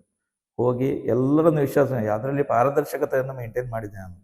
ಒಬ್ಬರು ಆ ವ್ಯಾಲ್ಯೂ ಕೊಡಬೇಕು, ಒಬ್ಬರಿಗೆ 40,000 ಕೊಡಿ, ಈ ಭೂಮಿಯನ್ನು ಪಂಚಾಯತಿಗೆ ಬಿಟ್ಟುಕೊಡಿ, ನೀವು ರೋಡಿನ ಜವಾಬ್ದಾರಿ ವಹಿಸಿಕೊಳ್ಳಿ, ಒಂದು 20 ಫೀಟ್ ಜಾಗ ಪಂಚಾಯತ್ನ ಮಾರ್ಗವನ್ನು ಮಾಡಿಕೊಡಿ ಅಂತ ಹೇಳಿ ಅವರೊಳಗೆ ಎಲ್ಲ ಹೊಂದಾಣಿಕೆ ಮಾಡಿಸಿ ಅದನ್ನು ತೀರ್ಮಾನ ಮಾಡಿದ ಒಂದು ಇದು ಫೈಲು ಇಷ್ಟಿತ್ತು ಪಂಚಾಯತಲ್ಲಿ. ತೀರ್ಮಾನ ಮಾಡಿ ಇವತ್ತಿನವರೆಗೆ ಚಂದಲ್ಲಿದ್ದಾರೆ. ಮತ್ತು ಹಲವಾರು ಫ್ಯಾಮಿಲಿಗಳು ಈಗಲೂ ನಾನು 2 ದಿವಸದಲ್ಲಿ ಒಂದು ಪಂಚಾಯತಿಗೆ ಹೋಗಬೇಕು. ಅವರ ಮನೆಯದ್ದು ವಾತಾವರಣವನ್ನು ಸರಿ ಮಾಡಿಕೊಡಬೇಕು. ಅಣ್ಣ ತಮ್ಮಂದಿರೇ ಜಗಳ ಪಾಲಾಗಬೇಕು, ಎಲ್ಲ ಸರಿ ಮಾಡಿಕೊಡ್ಬೇಕು. ಅದು ಎಷ್ಟರ ಮಟ್ಟಿಗೆ ಅಂತ ಹೇಳಿದ್ರೆ ಸರ್ವೆ ಮಾಡಿ ಅವರಿಗೆ ಪಾಲ್ಪಟ್ಟಿ ಮಾಡಿ ಕೊಡಬೇಕು. ಎಷ್ಟು ಜವಾಬ್ದಾರಿಯನ್ನು ನಿಷ್ಕಲ್ಮಶವಾಗಿ ನಿಸ್ವಾರ್ಥ ಭಾವದಿಂದ ಮಾಡಿಕೊಡ್ತಾರೆ. ನನಗೆ ಖರ್ಚಲ್ಲದೆ ಅವರಿಗೆ ಖರ್ಚಿಲ್ಲ. ಇಂಥ ಒಂದು ಪರಿಸ್ಥಿತಿಯಲ್ಲಿ ಜನರ ಒಂದು ಏನು ಒಳ್ಳೆಯ ಒಂದು ಮನಸ್ಥಿತಿಯನ್ನು ಅರಿತುಕೊಂಡು ಅವರ ಒಂದು ಸಹಕಾರವನ್ನು ತಗೊಂಡು ಪಾರದರ್ಶಕವಾಗಿ ಮಾಡುವುದರಿಂದ ಜನರು ನನ್ನ ನೋಡ್ತಾರೆ. ಯಾವುದೇ ಒಂದು ನಿಷ್ಕಲ್ಮಶ ಇಡದೆ ದುಡ್ಡು ತಗೊಳ್ಳದೆ ಮಾಡ್ತಾ ಇದ್ದಾರೆ, ಒಳ್ಳೆ ರೀತಿಯಲ್ಲಿ ನಮಗೆ ಸಹಕಾರ ಕೊಡ್ತಾ ಇದ್ದಾರೆ ಅಂತ ಗಮನಿಸ್ತಾರೆ. ಅಂಥ ಒಂದು ವಾತಾವರಣ ಈಗ ನಿರ್ಮಾಣ ಮಾಡಿದ್ದೇನೆ. ಕರಾಡ ಸಮಾಜದ ಭವಿಷ್ಯದ ಬಗ್ಗೆ ನಿಮ್ಮ ಕನಸುಗಳು ಏನು? ಕರಾಡ ಸಮಾಜದ ಭವಿಷ್ಯದ ಬಗ್ಗೆ ಅದ್ಭುತವಾದ ಕನಸು ಕಾಣುವ ನಾನು. ಯಾಕೆಂತ ಹೇಳಿದರೆ ಈಗಾಗಲೇ ನಾವು ಕರಾಡ ಭವನವನ್ನು ಕಟ್ತಾ ಇದ್ದೇವೆ. ಅದರಲ್ಲಿ ಸಮಾಜ ಕಟ್ಟಕಡೆ ವ್ಯಕ್ತಿಗೂ ನ್ಯಾಯ ಸಿಗಬೇಕು, ಒಳ್ಳೆ ರೀತಿಯಲ್ಲಿ ಅದನ್ನು ಉಪಯೋಗಕ್ಕೆ ನಾವು ಒದಗಿಸಿಕೊಡ್ಬೇಕು. ಇದರಲ್ಲಿ ಏನು ಅಂತ ಹೇಳಿದರೆ ಕೆಲವರು ಹಾಲ್ ಕಟ್ತಾರೆ, ನಮಗೆ ಅದರಲ್ಲಿ ಲಾಭ ಬರ್ಬೋದಾ, ಈ ಒಂದು ಮಾತು. ಅದಕ್ಕೆ ನಾನು ಹೇಳಿದ್ದೇನೆಂದರೆ ಸಮಾಜಕ್ಕೆ ಸಮರ್ಪಣಾ ಭಾವದಿಂದ ಇದನ್ನು ಕೊಡುವ, ಒಂದು ಮಿನಿಮಮ್ ಒಂದು ಫೀಸನ್ನು ನಮಗೆ ಮೇಂಟೈನ್ ಮಾಡಲಿಕ್ಕೆ ಬೇಕಾದ ಫೀಸನ್ನು ಇಟ್ಕೊಳ್ಳುವ. ಸುಮ್ಮನೆ ಹೈಟೆಕ್ ಏನು ಹಾಲ್ ಕಟ್ಟಿಕೊಂಡು ಪೇಟೆಯವರಾಗೆ ನಾವು ಮರ್ಜಿಯನ್ನು ಮುಂದಕ್ಕೆ ಹೋಗೋದು ಬೇಡ, ಪಾಪದವರಿಗೆ ಕೂಡ ಅದು ಸಿಗುವ ಹಾಗೆ ಮಾಡುವ ಅಂಥ ಒಂದು ವ್ಯವಸ್ಥೆಯನ್ನು ಮಾಡುವ, ಸಿಂಪಲ್ ಆಗಿ ಕಟ್ಟುವ, ಫೀಸನ್ನು ಕಡಿಮೆ. ಈಗ ಏನು ಅಂತ ಹೇಳಿದರೆ ಎಲ್ಲರೂ ಕೊಡಿ, ನಾಳೆ ಏನು ಬರ್ಬೋದು ಅಂತ ಕೇಳುವವರದ್ದು ಖಂಡಿತ ಬೇಡ. ನೀವು ಕೇಳಿ, ನಾವು ಹೇಳ್ತೇವೆ, ನಾವು ಪಾಪದವ್ರಿಗೆ ಕೂಡ ಒದಗಿಸಿಕೊಡುವ ಮನಸ್ಸು ಮಾಡುವ. ನೀವು ಇವತ್ತು 20-25 ಸಾವಿರ ನಿಮ್ಮಲ್ಲಿ ಸಾಧ್ಯ ಆದರೆ ಕೊಡಿ, ಕಟ್ಟಿಸುವ ಜವಾಬ್ದಾರಿ ನಮ್ಮದು. ಅಲ್ಲಿ ಯಾವುದನ್ನು ಇದು ಮುಚ್ಚುಮರೆ ಮಾಡದೆ ಪಾರದರ್ಶಕವಾಗಿ ಅಕೌಂಟ್ ಕೂಡ ಮೇಂಟೈನ್ ಮಾಡಿ ಸಮಾಜಕ್ಕೆ ಅರ್ಪಣೆ ಮಾಡುವ. ಇಲ್ಲೇನು ಅಂತೇಳಿ ಇನ್ನು ನಾವು ಹೇಳೋದಾದರೆ, ನಾನು ಹೇಳಿದೆ ಶುರುವಿಗೆ, ಹುಟ್ಟಿದಲ್ಲಿಂದ ಮರಣದವರೆಗೆ ಬೇಕಾದ ವ್ಯವಸ್ಥೆ, ಪ್ರತಿ ವರ್ಷ ಏನು ದೇವರ ಒಂದು ದೇವತಾ ಕಾರ್ಯಗಳು, ಮತ್ತು ಈಗ ನಡೆಯುತ್ತಿರುವುದು ಅಲ್ಲಿ ರುದ್ರಾಧ್ಯಾಯ, ಇದೆಲ್ಲ ಪಾರಾಯಣದ ಇದು ಏನು ವೈದಿಕ ಕ್ಲಾಸುಗಳು ನಡೀತವೆ. ನಿರಂತರವಾಗಿ ವೈದಿಕ ಕ್ಲಾಸುಗಳು ನಡಿಬೇಕು, ವಾರ ವಾರ ಒಂದು ಟೈಮ್ ಇರುವಾಗ ಆದಿತ್ಯವಾರ ಆದಿತ್ತು ಮಾಡಬೇಕು. ಮತ್ತು ಏನಂತ ಹೇಳಿದ್ರೆ ಆಟೋಟಗಳು ಇಲ್ಲಿ ಅಲ್ಲಿ ಒಂದು ಅವಕಾಶವನ್ನು ಕೊಟ್ಟಿದ್ದೇವೆ ನಾವು. ಊರಿನ ಎಲ್ಲ ಸಮಾಜದ ಎಲ್ಲ ಇದು ಏನು ಈ ಅಲ್ಪಸಂಖ್ಯಾತರು ಮತ್ತು ಕ್ರಿಶ್ಚಿಯನ್ನರನ್ನು ಬಿಟ್ಟು ಬಾಕಿಯವರಿಗೆ ಒಂದು ಅವಕಾಶ. 20-25 ಜನ ನಿತ್ಯ ವಾಲಿಬಾಲ್ ಆಡ್ತಾರೆ, ಅದು ಒಂದು ಸಂಘಟನೆ. ಅವರಿಗೆ ಏನು ಅಂತ ಹೇಳಿದ್ರೆ ಅವರು ಕೇಳ್ತಾರೆ, ಈ ಹಾಲು ನಮಗೆ ಕೂಡ ನಮ್ಮ ಜಾತಿಯವರು ಸಿಗ್ಬೋದು, ಖಂಡಿತ ಕೊಡ್ತೇವೆ. ಆಮೇಲೆ ಏನು ಅಂತ ಹೇಳಿದ್ರೆ ಅಲ್ಲಿ ಒಂದು ಮರಣ ಹೊಂದುವಾಗ ಎಲ್ಲರಿಗೂ ಅನುಕೂಲ ಆಗುವ ನಮ್ಮ ಊರಿನವ್ರಿಗೆ ಅಂತ ಹೇಳಿ ಶವ ಪೆಟ್ಟಿಗೆಯನ್ನು ಇಟ್ಟಿದ್ದೇವೆ. ನಾವೊಂದು ಇದ್ದವರು ನನ್ನನ್ನು ಸೇರಿಸಿಕೊಂಡು ಒಂದು 5-6 ಜನ 10,000 ಸಾವಿರ ಹಾಕಿ ಶವ ಪೆಟ್ಟಿಗೆಯನ್ನು ಇಟ್ಟಿದೆ. ಒಂದು 24-25 ಶವಗಳು ಈಗಾಗಲೇ ಅಂತ್ಯ ಸಂಸ್ಕಾರ ಆಗಿದೆ. ವರ್ಷಕ್ಕೆ ಇದು ಒಂದು ಶವಕ್ಕೆ ನಮ್ಮ ಸಂಘಟನೆ 1,000 ಕೊಡಲಿಕ್ಕೆ ಒಬ್ಬರಿಗೆ ಅದು ಜವಾಬ್ದಾರಿ ಕೊಟ್ಟಿದೆ. ಹಾಗೆ ಒಂದು 25 ಸಾವಿರ, ಈಗ 20-26 ಸಾವಿರ ಈಗಾಗಲೇ ಜಮೆ ಆಗಿದೆ. ಇನ್ನು ಮುಂದಕ್ಕೆ ಈ ಶವಪೆಟ್ಟಿಗೆ ತಳೆದು ಹೋದು ತೂತಾದರೆ ಇನ್ನು ನಾವು ಯಾರಲ್ಲಿ ಕೇಳೋ ಪ್ರಶ್ನೆ ಇಲ್ಲ. ಅದಕ್ಕೆ ಒಂದು ಒಂದು ಅಕೌಂಟ್ ಮಾಡಿ ಅದರಲ್ಲಿ ಜಮೆ ಆಗಿದೆ. ಅದು ಮುಂದಕ್ಕೆ ಸಮಾಜಕ್ಕೆ ಈ ರೀತಿಯ ಇದು ಇನ್ನು ಮುಂದೆ ಏನು ಅಂತ ಹೇಳಿದ್ರೆ, ಈಗಾಗಲೇ ಬಿದಿರುಗಳು ಕೂಡ ನಶಿಸಿ ಹೋಗುವ ಹಂತದಲ್ಲಿ ಉಂಟು. ನಾವು ಚಟ್ಟ ಕಟ್ಟಬೇಕಿದ್ರೆ ಬಿದಿರು ಬೇಕು, ಅದಕ್ಕೆ ಕೂಡ ಒಂದು ಯೋಜನೆಯನ್ನು ಹಾಕಿಕೊಂಡಿದ್ದೆ. ಏನು ಸ್ಟ್ರೆಚ್ಚರನ್ನು ಮಾಡುವ ಸ್ಟೀಲಿದ್ದು, ಶವವನ್ನು ಹೊತ್ತುಕೊಂಡು ಹೋಗಲಿಕ್ಕೆ, ಇದು ಶವಪೆಟ್ಟಿಗೆ ಹತ್ತಿರ ಕೊಂಡು ಹೋಗ್ಲಿಕ್ಕೆ ಅದು ಕೂಡ ವ್ಯವಸ್ಥೆ ಮಾಡುವ ಅಂತ ಹೇಳಿ. ಮುಂದಕ್ಕೆ ಇದು ಕರಾಡ ಭವನ ಉಂಟಲ್ಲ, ಅಲ್ಲಿ ಈಗಾಗಲೇ ಒಂದು ಕಟ್ಟಡ ಉಂಟು. ಎಲ್ಲರ ಸಮ್ಮತಿ ಇದ್ದರೆ ಅದನ್ನು ತೆಗೆದು, ಅದೀಗ ಅಂತ ಹೇಳಿದ್ರೆ ಉಂಟು, ಗಟ್ಟಿಯಾಗಿ ಉಂಟು. ಈಗಾಗಲೇ ಒಂದು ಶೌಚಾಲಯ ಉಂಟು, ಅದನ್ನು ಕೂಡ ಸ್ಥಳಾಂತರ ಮಾಡ್ತೇವೆ. ಇದು ಅಗತ್ಯ ಇಲ್ಲ, ನಾವು ಇನ್ನು ಮುಂದಕ್ಕೆ ಇದನ್ನು ಬೆಳಿಬೇಕು ಅಂತ ಹೇಳಿ ಅದನ್ನು ಕೂಡ ತೆಗಿಲಿಕ್ಕೆ ಒಂದು ವ್ಯವಸ್ಥೆ ಎಲ್ಲರ ಅನುಮತಿಯೊಂದಿಗೆ ಮಾಡುವ ಅಂತಿದ್ದೇವೆ. ಸಮಾಜಕ್ಕೆ ಒಳ್ಳೆ ರೀತಿಯ ಒಂದು ಸಂದೇಶನ ಕೊಡ್ತಾ ಇದೆ. ಏನು ಅಂತ ಹೇಳಿದರೆ ನಿಸ್ವಾರ್ಥ ಭಾವದಿಂದ ಮಾಡ್ತೇವೆ, ಸಮಾಜಕ್ಕೆ ಸಮರ್ಪಣಾ ಭಾವದಿಂದ ಇದನ್ನು ಒಂದು ಒದಗಿಸಲಿಕ್ಕೆ ನಾವು ರೆಡಿ ಇದ್ದೇವೆ ಅಂತ ಹೇಳುವ ಮಾತಿನೊಂದಿಗೆ ಈ ಕರಾಡ ಭವನ ನಿರ್ಮಾಣ ಮಾಡ್ತಾ ಇದ್ದೇವೆ. ಯುವ ಪೀಳಿಗೆ ಸಮಾಜದ ಚಟುವಟಿಕೆಗಳಲ್ಲಿ ಹೆಚ್ಚು ತೊಡಗಿಸಿಕೊಳ್ಳಲಿಕ್ಕೆ ನಿಮ್ಮ ಸಲಹೆ ಏನು? ಈಗ ಯುವ ಪೀಳಿಗೆ ಅಂತ ಹೇಳುವಾಗ ನಾವು ಈಗಾಗಲೇ ಒಂದು 2-3 ತಿಂಗಳ ಹಿಂದೆ ಯುವ ವೇದಿಕೆ, ಕರಾಡ ಯುವ ವೇದಿಕೆ ಅಂತ ಹೇಳುವುದನ್ನು ನಿರ್ಮಾಣ ಮಾಡಿದ್ದೇವೆ, ಸಂಘಟನೆಯನ್ನು ಮಾಡಿದ್ದೇವೆ. ಅದಕ್ಕೆ ಪೂರಕವಾಗಿ ನಾವು ಅವರ ಕಡೆಯಿಂದ ಒಂದು ಬೇಡಿಕೆ ಬಂತು. ಬದಿಯಡ್ಕದಲ್ಲಿ ಒಂದು ಕರಾಡ ಸಮಾಜದ ಇದು ಆ್ಯಂಬುಲೆನ್ಸ್ ಮಾಡ್ತಾರೆ, ಅದಕ್ಕೆ ನಮ್ಮಿಂದ ಏನಾದ್ರು ಕೊಡ್ಬೋದು ಅಂತ. ನೀವು ಮನೆ ಮನೆಗೆ ಹೋಗಿ, ನಾವು 25 ಸಾವಿರ ಸಂಘಟನೆಯನ್ನು ಕೊಡುವ ಅಂತ ಹೇಳಿದ್ದೇವೆ, 25 ಸಾವಿರ ಕೊಟ್ಟಿದ್ದೇವೆ ಈಗ. ಹಾಗೆ ಆ್ಯಂಬುಲೆನ್ಸಿಗೆ ಒಂದು ವ್ಯವಸ್ಥೆ ಆಗಿದೆ. ಯುವ ಪೀಳಿಗೆಯನ್ನು ಮುಂದೆ ಹಾಕಿಕೊಂಡು ನಮ್ಮಿಂದ ಯಾರು ನಾವು ಏನು ಹಿರಿಯರಿದ್ದೇವೆ, ನಮ್ಮಿಂದ ಜವಾಬ್ದಾರಿಯನ್ನು ಅವರಿಗೆ ಶಿಫ್ಟ್ ಮಾಡಿ ಮುಂದಿನ ಯುವ ಪೀಳಿಗೆಗೆ ಇದರ ಸಂಪೂರ್ಣ ಜವಾಬ್ದಾರಿ ಕೊಟ್ಟು, ಏನು ಸಮರ್ಪಣಾ ಭಾವದಿಂದ ಅವರು ಕೂಡ ಇರಬೇಕು, ಪೂರ್ಣ 100ಕ್ಕೆ 100 ಅವರು ತೊಡಗಿಸಿಕೊಳ್ಳುವಂಥ ಒಂದು ಪ್ರೇರಣೆಯನ್ನು ನಾವು ಕೊಡ್ತಾ ಇದ್ದೇವೆ. ಮುಂದಿನ ಯುವ ಪೀಳಿಗೆ ಇದಕ್ಕೆ ಮುಂದೆ ಬರಬೇಕು, ಈ ನಮ್ಮ ಸಂಘಟನೆ ಕರಾಡ ಸಂಘಟನೆ ಬೆಳಿಬೇಕು, ವಿಶ್ವವ್ಯಾಪಿ ಆಗಬೇಕು ಅಂತ ಹೇಳೋ ಬೇಡಿಕೆ ನಂದು ಉಂಟು. ಅದಕ್ಕೆ ಇವರು ಕರಾಡ ಏನು ಯುವ ಪೀಳಿಗೆ ಮುಂದೆ ಬರಲಿ ಅಂತ ಹೇಳುವ ನನ್ನ ಆಶಯ. ಶ್ರೀನಿವಾಸಣ್ಣ, ನಿಮ್ಮ ಜೀವನಯಾತ್ರೆಯಲ್ಲಿ ನಿಮಗೆ ಅತ್ಯಂತ ಸಂತೋಷ ನೀಡಿದ ಕ್ಷಣ ಯಾವುದು? ಜೀವನ ಯಾತ್ರೆಯಲ್ಲಿ ಸಂತೋಷ ನೀಡಿದ ಕ್ಷಣ ಅಂತ ಹೇಳೋದು ಈಗಾಗಲೇ ಹೇಳಿದೆ ನಾನು. ನನ್ನ ಮದುವೆ ಆದ ಒಂದು ಕ್ಷಣ ಅಂತ ಹೇಳಲಿಕ್ಕೆ ಇಚ್ಛೆ ಪಡ್ತೀನಿ. ಯಾಕೆಂದರೆ ಆವತ್ತಿಂದ ಇವತ್ತಿನವರೆಗೆ ಇದು ನನಗೊಂದು ಸಂಭ್ರಮ ಪಡುವಂಥ ಇದು ಯಾತ್ರೆ ಇದು. ಹಾಗೆ ಕರಾಡದ ಸಮಾಜದ ಸದಸ್ಯರಿಗೆ ಮತ್ತು ಯುವ ಜನತೆಗೆ ನಿಮ್ಮ ಸಂದೇಶ ಏನು?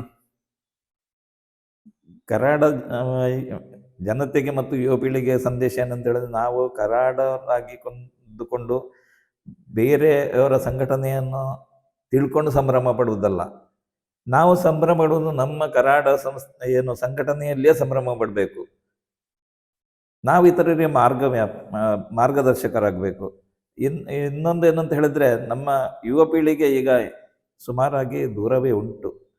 ಯುವ ಪೀಳಿಗೆಯನ್ನು ನಾವು ಹಿರಿಯವರು ಎಲ್ಲರೂ ಅವರನ್ನು ಹತ್ತಿರಕ್ಕೆ ಎಳೆದುಕೊಂಡು ಬಂದು ಹಿಡಿದ್ರೆ ಸಂಘಟನೆ ಮಹತ್ವ ತಿಳಿಸ್ಕೊಳ್ಬೇಕು, ಸಂಘಟನೆ ವಿಶ್ವವ್ಯಾಪಿ ಆಗಬೇಕು, ಕರಾಡರು ಅಂತ ಹೇಳುವುದನ್ನು ಜಗದ್ವ್ಯಾಪಿಯಾಗಿ ತೋರಿಸಿಕೊಡ್ಬೇಕು. ಈ ನಿಟ್ಟಿನಲ್ಲಿ ಈಗ ಯುವ ಪೀಳಿಗೆ ತುಂಬ ಮುತುವರ್ಜಿ ವಹಿಸಿ ನಮ್ಮೊಂದಿಗೆ ಬರಬೇಕು. ಯುವ ಪೀಳಿಗೆಗೆ ಈ ಎಲ್ಲ ವ್ಯವಸ್ಥೆಗಳನ್ನು ನಾವು ಬಿಡುವ ಬಗ್ಗೆ ಯೋಚನೆ ಮಾಡ್ತಾ ಇದ್ದೇವೆ. ಯುವ ಪೀಳಿಗೆಯ ಸಂಘಟನೆಯೊಂದಿಗೆ ನಾವು ಹಿರಿಯರು ನಮ್ಮ ಒಂದು ಏನು ಅನಿಸಿಕೆಗಳುಂಟು ಅದನ್ನೆಲ್ಲ ಏನು ಸೇರಿಸಿಕೊಂಡು ಯುವ ಪೀಳಿಗೆಯನ್ನು ಮುಖ್ಯವಾಹಿನಿಯಲ್ಲಿ ನಿಲ್ಲಿಸಿಕೊಂಡು ಈ ಸಂಘಟನೆಯನ್ನು ತುಂಬ ಎತ್ತರಕ್ಕೆ ಬೆಳೆಸಬೇಕು. ನಾವೆಲ್ಲರೂ ಎಲ್ಲ ಏನು ಬೇರೆ ಸಂಘಟನೆಗಳು, ಬೇರೆ ಜಾತಿಯ ಸಂಘಟನೆಗಳು ಅವರಿಗೆ ಮಾದರಿ ಆಗಬೇಕು ಅಂತ ಹೇಳಿಕೊಂಡು ಯುವ ಪೀಳಿಗೆಗೆ ಒಳ್ಳೆಯದಾಗಲಿ, ಅವರೆಲ್ಲರೂ ನಮ್ಮೊಟ್ಟಿಗೆ ಸೇರಿಕೊಳ್ಳಿ ಒಂದು ಸದಾಶಯದೊಂದಿಗೆ ಅವರಿಗೆ ಒಂದು ಶುಭಾಶಯವನ್ನು ಕೂಡ ಕೊಡ್ತಾ ಇದ್ದೇನೆ.